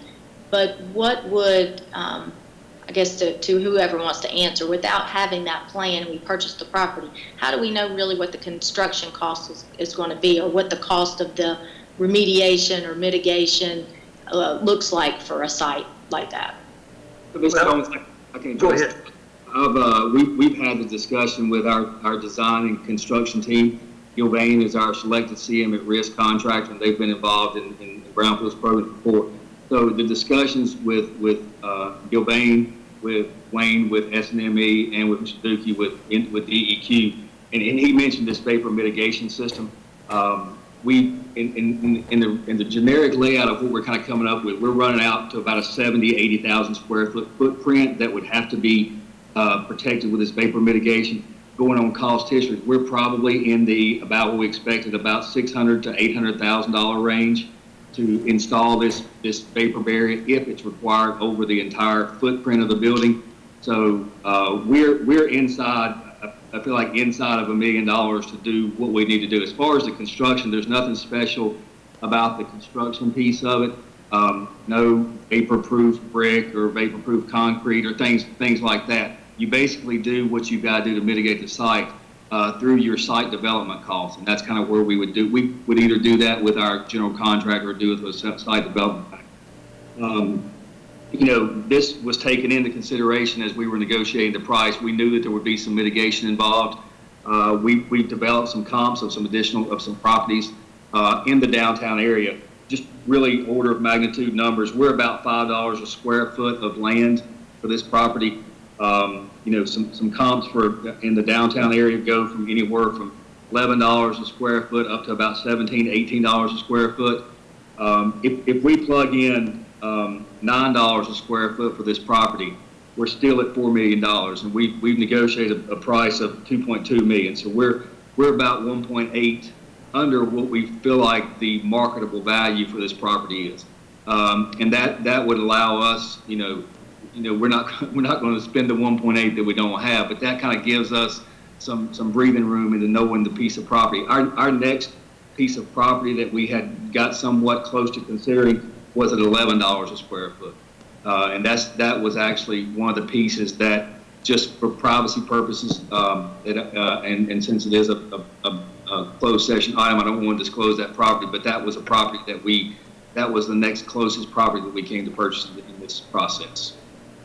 And so just a couple, so I'm noticed on our action items, you're asking for us to approve the purchase of this, and I'm just trying to think back to the last meeting we had, work session, where we did talk about, could we go through and is it possible to try to see what a plan would look like even if we had to pay? Did we follow up on that, or is that just not allowed? Well, we had that discussion with DEQ, and their process for reviewing this, and Mr. Duke can step in if he feels like you're having some incorrect information. That's about a probably 12 to 18 month process. You can expedite that review and probably have it done in 6 to 7 months, but that comes with a $30,000 price tag. And so as staff, we didn't feel like we were good stewards of taxpayers' money to spend $30,000 for a piece of property that we did not own. And now if we do move forward with that purchase, this negotiated price, we have got some concessions from the seller to this price reflects, in addition to some other things, it reflects $30,000 that we can spend to expedite this review. But that's kind of where we've landed with DEQ with that discussion. So we're going to move forward, though, not really knowing what the mitigation might really look like. In our project budget, we are anticipating we've inflated to $700,000 to $800,000 as we're looking at what our project budget cost would be to mitigate the site. So the numbers that we're using for consideration to see if this is a viable project with the budget that we have is that we're carrying $700,000 to $900,000. And based on our discussion with DEQ, I'm sorry, I didn't mean to interrupt you. I was just gonna ask if Mr. Walker's on the phone. Darryl, the vapor mitigation for this site, would it be close to what we had talked about regarding another school site? If we were to occupy that building again? Ms. Jones, I'm gonna let Darryl speak into my computer because we get background noise if he turns his mic. Okay. Yeah.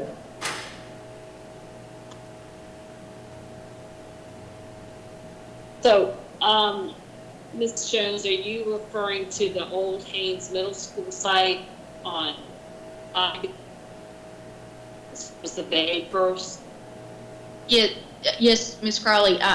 I know that when we were having discussions before we moved the students from that site, and that's been a while ago, we had some conversations around putting in a vapor mitigation system there.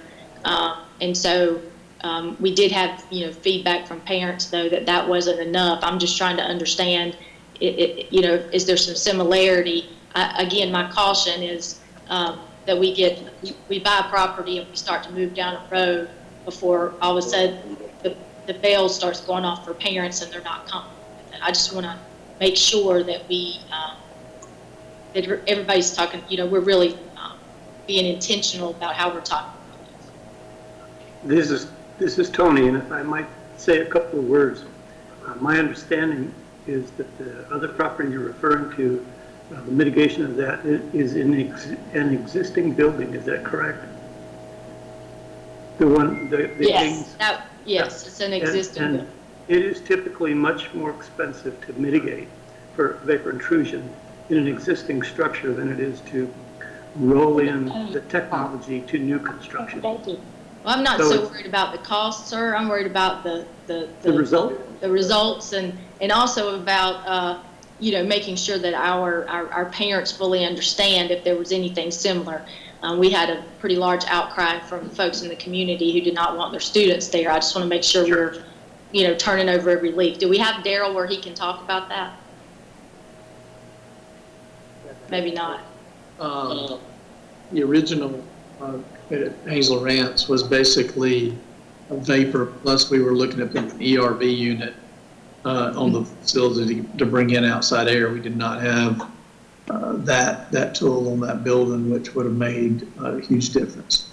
So would that be pretty much, Daryl, is that exactly kind of what we're looking at the mitigation to be for this new site? What we would have done at Hazel Rants, the old Hazel Rants site on Indiana Avenue? The new building will have the outside air conditioning, yes. So basically the two recommended remedies for that old building will be what we put in this new building. I would say yes. Okay. Okay. Any other questions about? Yes, I have one question.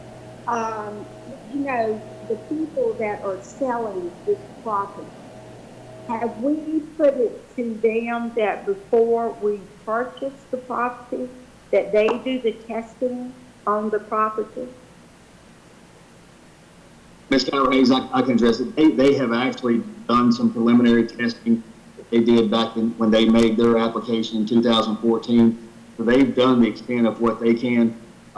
It's not so much, and Tony, you're welcome to weigh in, or Wayne, but it's not so much the testing that we've got to do now. It's just determining the material that's there, and then get the recommendation, the agreement with the Brown program on what that piece looks like. Yes, we have considered those costs in our negotiation of this purchase price.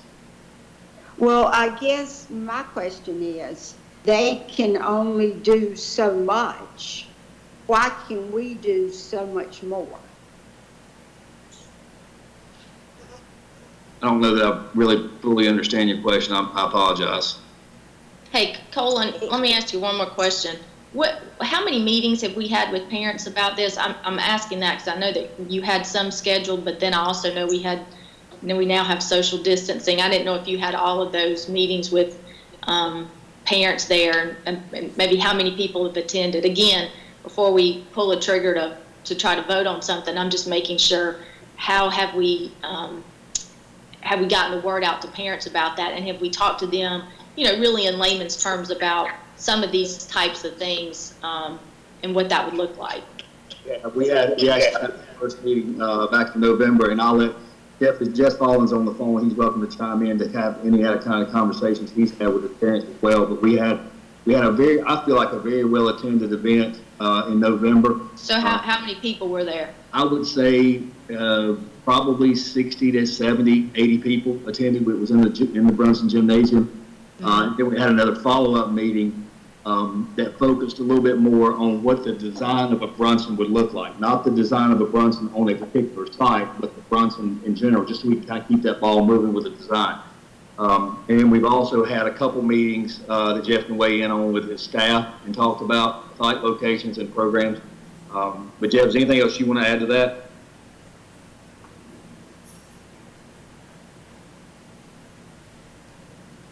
Is Jeff on there? Yes, sir, I'm here.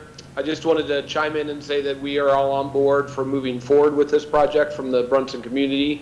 There has not been, there certainly has been some outcry about moving it out of the neighborhood, more so than anything to do with the brownfields application. I also believe that our folks from SNME would be able to tell you that the chemicals that are different in the groundwater between the site that was abandoned versus a site that we're building on would be different. And so that might be of less intrusive risk to humans, but that would be something for the experts to talk about. And Jeff, thanks for being on the call. This is Dana. Has specifically, can you answer, or Colin, specifically, has there been some communication from the school? I know you're about an 800 students, right, or somewhere. You're a big elementary school, so 80 people. That's a small, kind of smaller amount. So has something been sent out in detail about this would be on a brownfield site, and had some conversation about that? And maybe that's for you to answer, or for you, Colin. Jeff, I'll answer on my end. We did publicize the site, the location of the site when we announced the first community meeting. There was also some decent, I feel like, media coverage for that event. So it was disclosed before the meeting where the site was and what the potentials on the site were. Jeff, I'll let you add anything that you like. So you sent something to each family? We sent it out through, and I'm really bad at this information, through each jar, and notified the site where the site was. I'm sorry, that we notified of the community meeting that was going to be held at the property. But as a parent, I wouldn't automatically see that unless I went there, right? I've got to play the stupid card, because I don't know. I know Jeff communicated to his parents. I know Brent sent it out through. Yeah, we've invited everyone to come to the meetings, and we've been very transparent with the idea that we're building on a site that is an old industrial factory.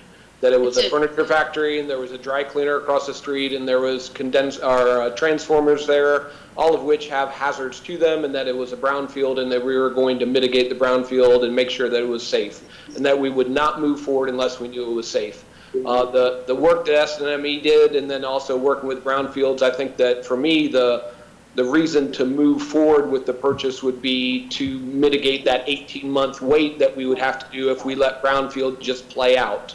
Also, in that 18-month wait that we might play out the brownfields, the prices on land downtown might go up, and we might not be able to negotiate that $5 a square foot anymore either. So I'm in favor of moving forward, and I think that it's a good use of our money.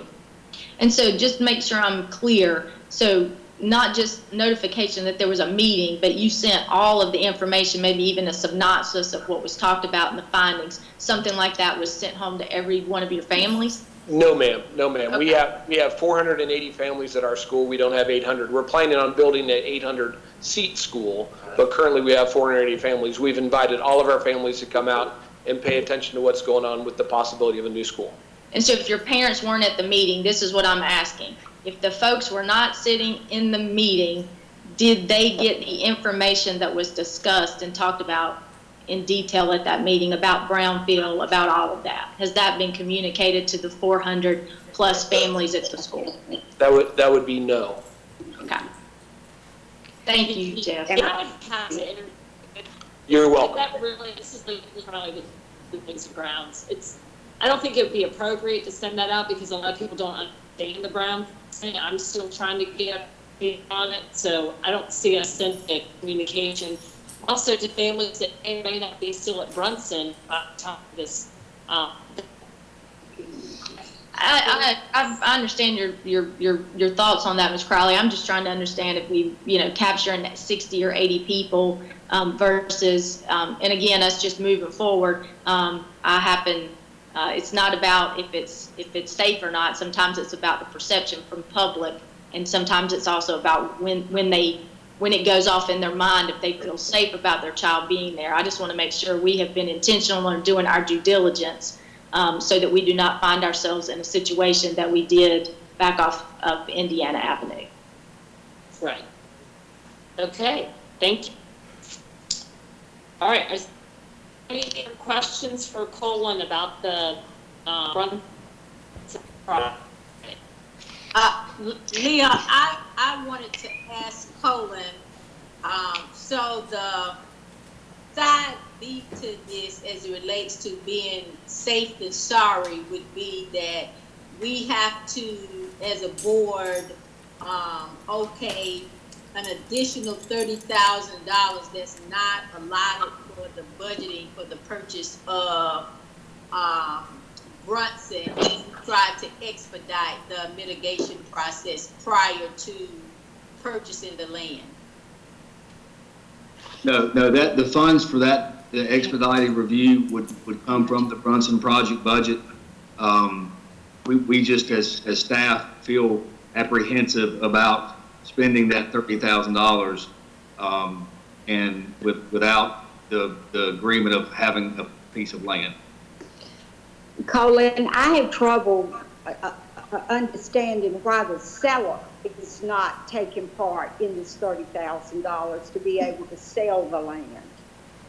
They've actually discounted their original asking price, Ms. Calvert-Hayes, to accommodate not only the $30,000 expedited review, but also some costs that we have incurred to test the price. So we have negotiated those values from their original asking price. Well, I think that before we move ahead on something like this, I think that we need to have a stipulation from the seller or whomever that this is safe property for our kids.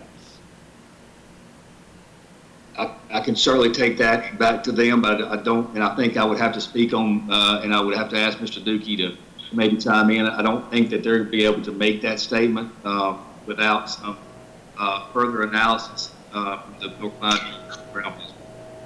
Well, why, if somebody won't say this is safe for our kids, I don't understand why we are considering buying it.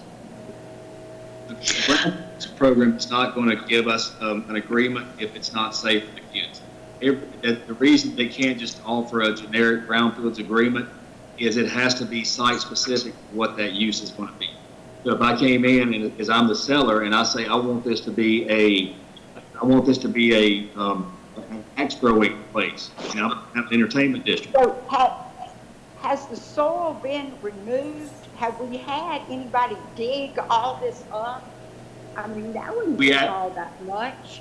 What have we done to make sure that there are no contaminations in this soil for our kids to launch a school with?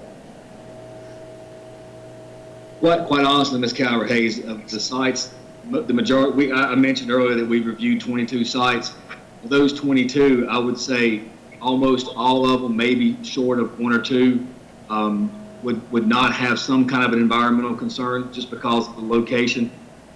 There's just, you know, over the years, especially in the Brunson district, being in the area that it is, brownfields, the reason they exist is so that you can make a site that is not easily developable, that you can make it you can develop that site. That's what they do. They allow you to provide these mitigation procedures to make a site safe for what that intended use is. In this case, a school. You know, they're going to have a different requirement to be safe for a school than they would for an auto dealership.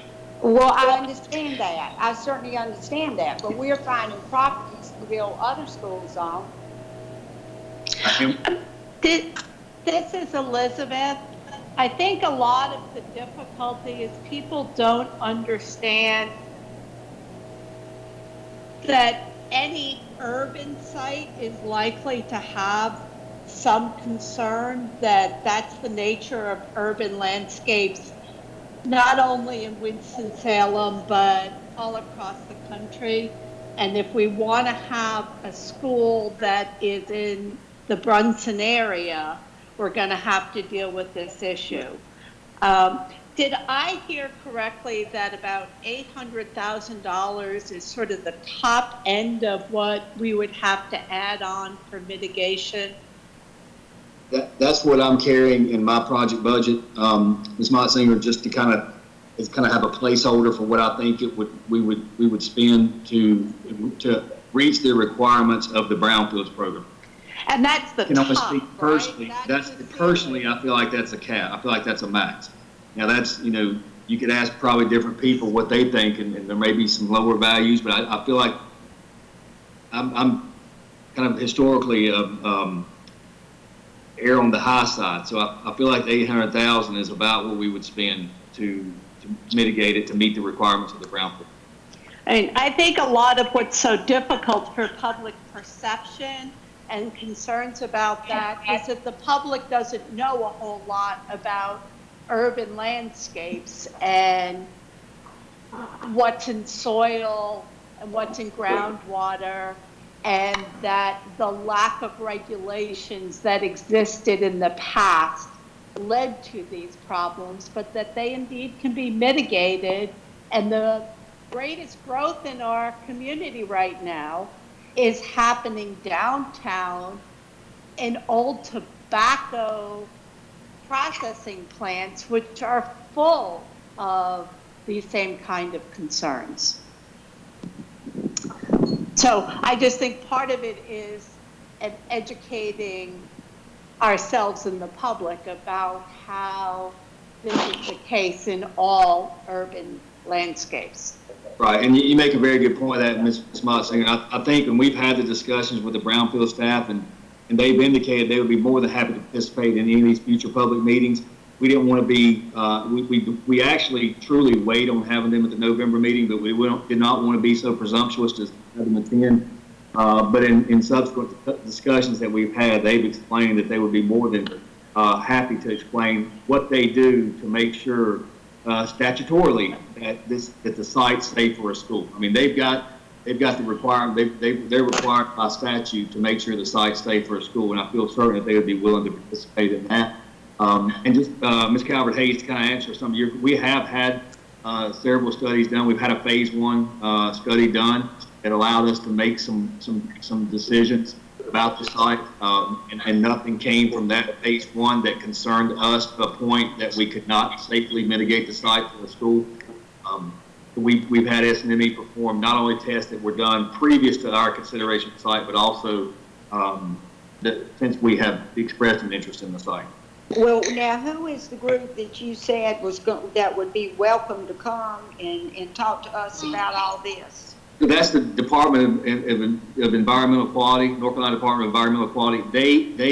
The Brownfields program is a program that's initiated by the EPA, by the Environmental Protection Agency. And that's well, let's have them come before we vote.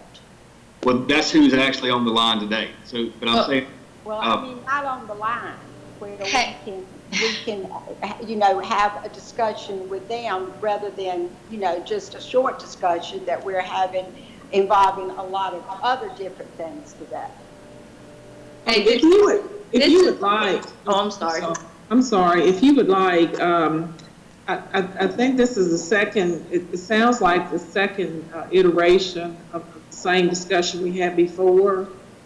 We visited the site, and Colin, it sounds like the board was requesting some sort of documentation or certification of the property before the purchase, and we don't have that this time. So if you all would allow us to table this item, and we can bring it back to further discussion. Perhaps we need a call board meeting when we just focus on this item and bring in the experts, okay? Yes. Would y'all feel comfortable with that if we just table this item and then we'll bring it back with better information? Yes. Yes, very much so. Okay. Dr. Hairston, this is Board Member Jones. I would feel better with that. And then also I think what we've talked about several times since we've been talking about this piece of property is every effort we have to be transparent and to make sure that we are giving as much information as we can to parents. So I think part of that is not only what the mitigation looks like at the site, but have we been very intentional in explaining this? Because I just don't know that it's on everyone's radar, and I think there were already concerns about it being so far out in the Brunson zone, and then also I think maybe there was a little bit more focus on that and not so much the details about the other. And I think we just need to be really transparent. All right, if we could do that, Chair Crowley, we will bring back that, and we can easily call a call board meeting and take a little longer with the presentation of information. But I think I'm hearing, and I think we need to probably meet with the owner, we need to have the assurances before we make the purchase, rather than making the purchase and then guessing that the insurances will come. So we'll work on that. We appreciate your patience. Thank you. And I mean, I think I'm also hearing that many of us would be in favor of investing that $30,000. That seems like a small to ensure that our children are going to be safe there. So that absolutely. Okay, yeah. So the next item on the agenda is an informational update on the bond and capital projects. So Mr. Moore, you're still. I'm still up. I'm still hoping. All right, yeah, I'll run through this one pretty quick. I just want to give you some real quick information on some of our bond and capital projects. We're marching on. We've had a lot of discussions with our contractors, our architects, about impacts of COVID-19 and making sure our projects and that they've got procedures in place to deal with those. So we are marching forward. This has given us the opportunity to potentially accelerate some items. A couple things that we wanted to bring to your attention is a potential acceleration to abate the Wiley Gymnasium. That's something that has to be done. You abate any kind of materials in the gym that could potentially. So before you demo the gym, you have to abate it. You have to remove asbestos and lead paint, whatever's in there. It's of no harm to anybody in the condition it's in. But once you start tearing a building down, it becomes airborne, if you will. So we're looking at possibly abating, go ahead and doing the abatement to the Wiley Gym ahead of the anticipated bid for the demolition. That will allow us to go ahead and have that done. And then if something happens and we don't move forward with the demolition of the Wiley Gymnasium, we're at no loss other than the fact we've just removed those materials. So we just want to kind of update you with that. This doesn't require any kind of board approval, but just want to give you an update with that.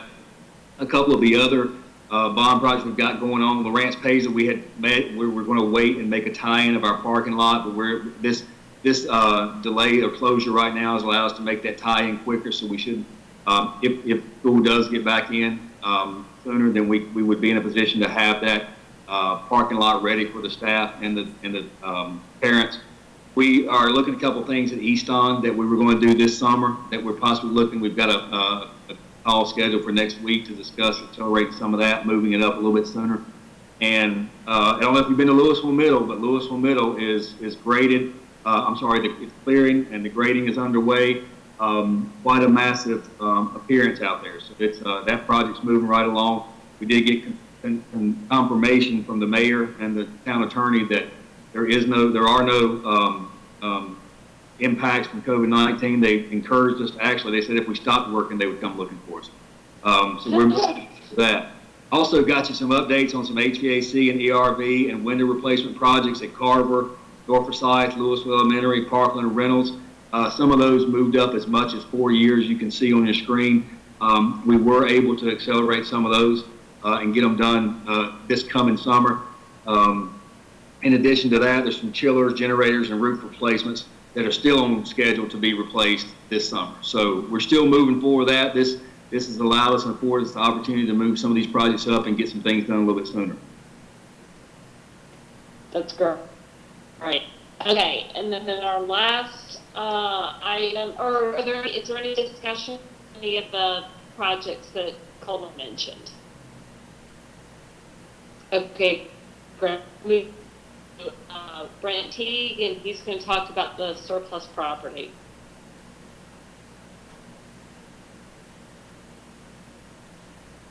This is Daryl. I'm going to handle that one really quick. On behalf of Brandon, this is just a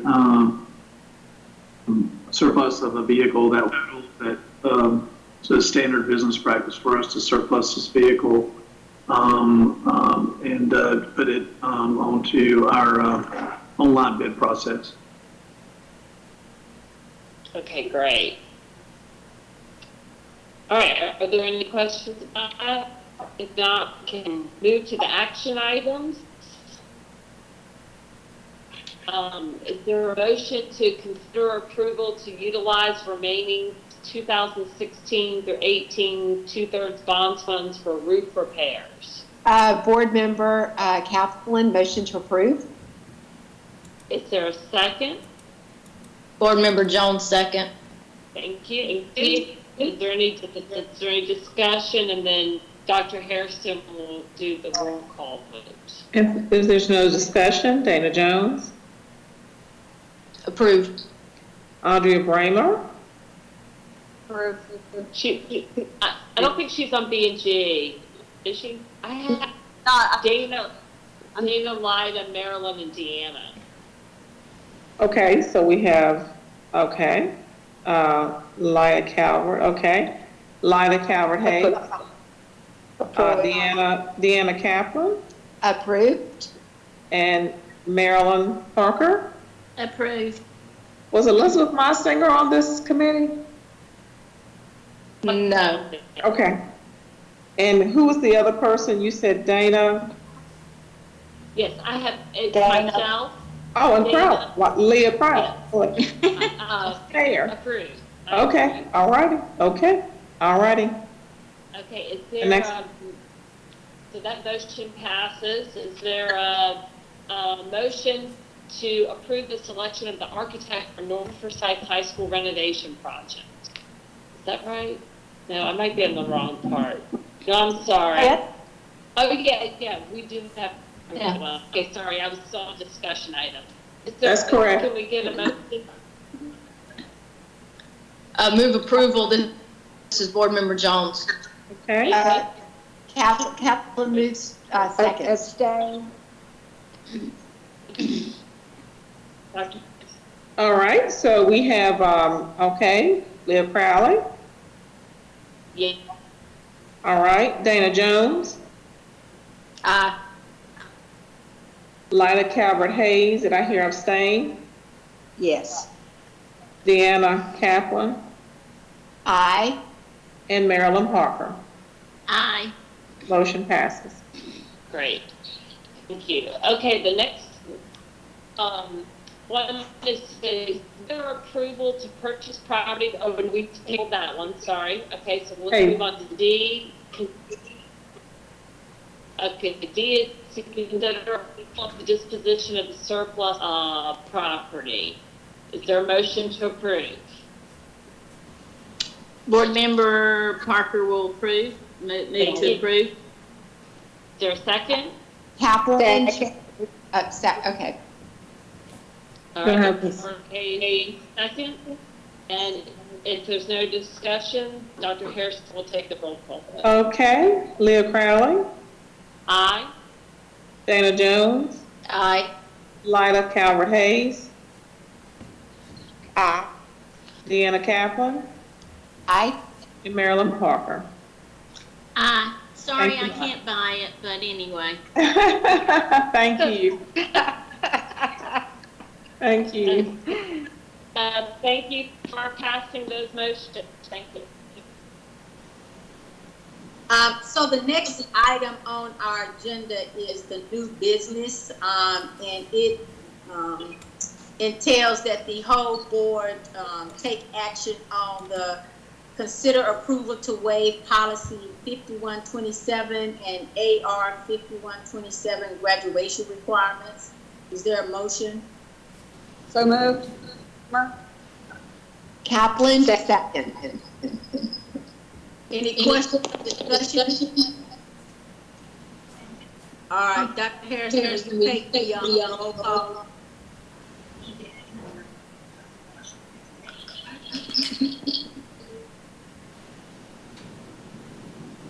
Dr. Harrison. Oh, forgot, okay. I wanted to make sure it was our board member Bramer that made the motion. Yes. All right, I got the second, all right. Chair Woodbury, Aye. Lyda Calvert Hayes, Aye. Andrea Bramer, Aye. Barbara Burke, Aye. Leah Crowley, Aye. Dana Jones, Aye. Deanna Kaplan, Aye. Elizabeth Motzinger, Aye. and Marilyn Parker. Aye. Motion passes. Thank you. Thank you. The next item on our agenda is announcements, and Sam Mills, our Chief of Staff, will go through the announcements. Thanks, Chair Woodbury. And Chair Woodbury, if you don't mind, I'm just going to run through my list of the items we're going to carry on to the full board meeting. Thank you. From Curriculum Committee, I've got the remote learning, specifically looking at grading for third and fourth quarters. Just a general update on devices, and then an update on where we're at for kindergarten choice and magnet. Then for I missed Finance Committee.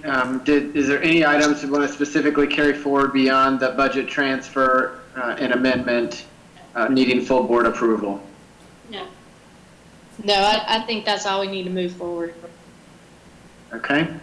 And then for Building and Grounds, we have the 2/3 bond was approved, and that needs to go to the full board for vote. For the roofs, we have the approval for North Forsyth Architect needs to go for full board approval. And then the disposition of surplus property would need to go for full board approval. And then, of course, you just approved the graduation requirement policy and AR being waived. Is there any item I missed that needs to go ahead to the full board meeting later in the month? Okay.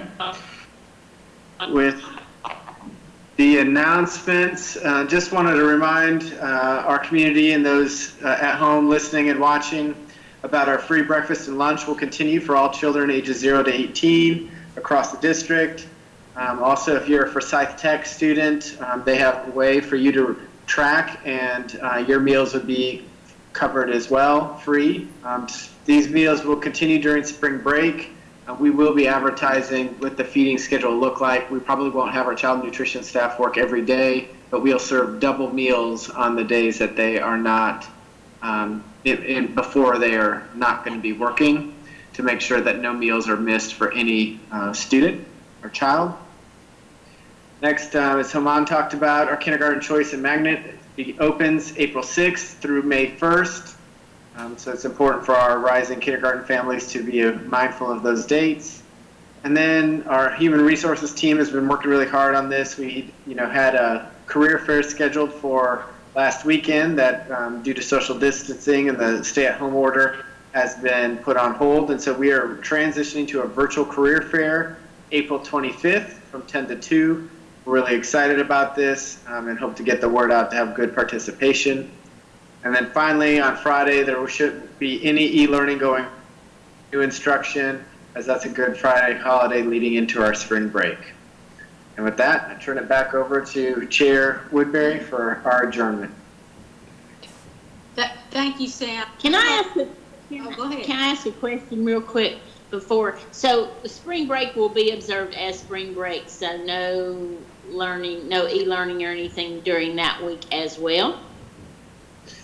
That's correct. No new learning. If students have outstanding homework or projects they hadn't finished, that's on them. But there will be no new instruction taking place during spring break. It is a normal standard spring break for staff involved. Okay, great. I just wanted to clarify that. That's what I thought, then wanted to clarify. Thank you. Thank you. So in closing, I would just like to thank all of the staff and our board for their assistance in making sure this meeting was possible. I know that it took a lot of work and a lot of attention to make this happen.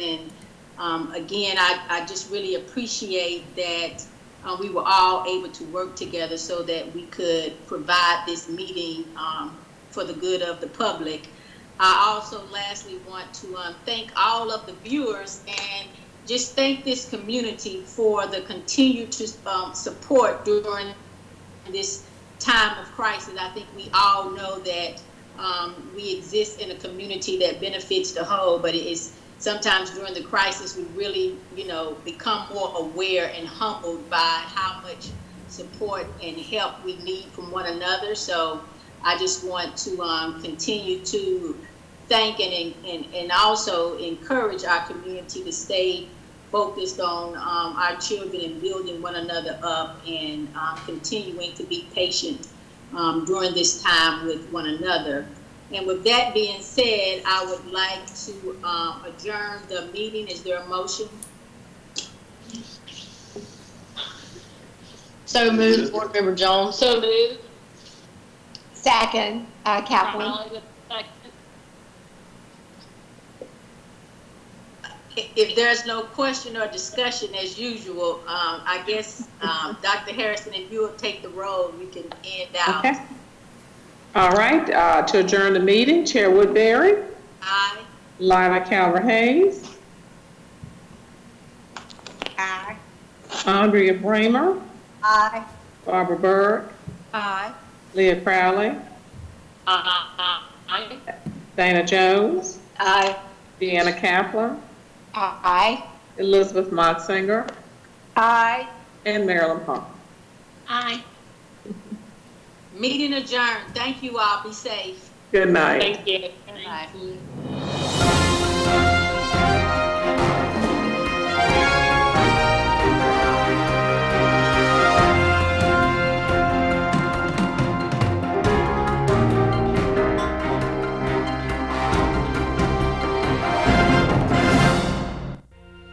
Thank you for joining us on Your School Channel, Cable 2.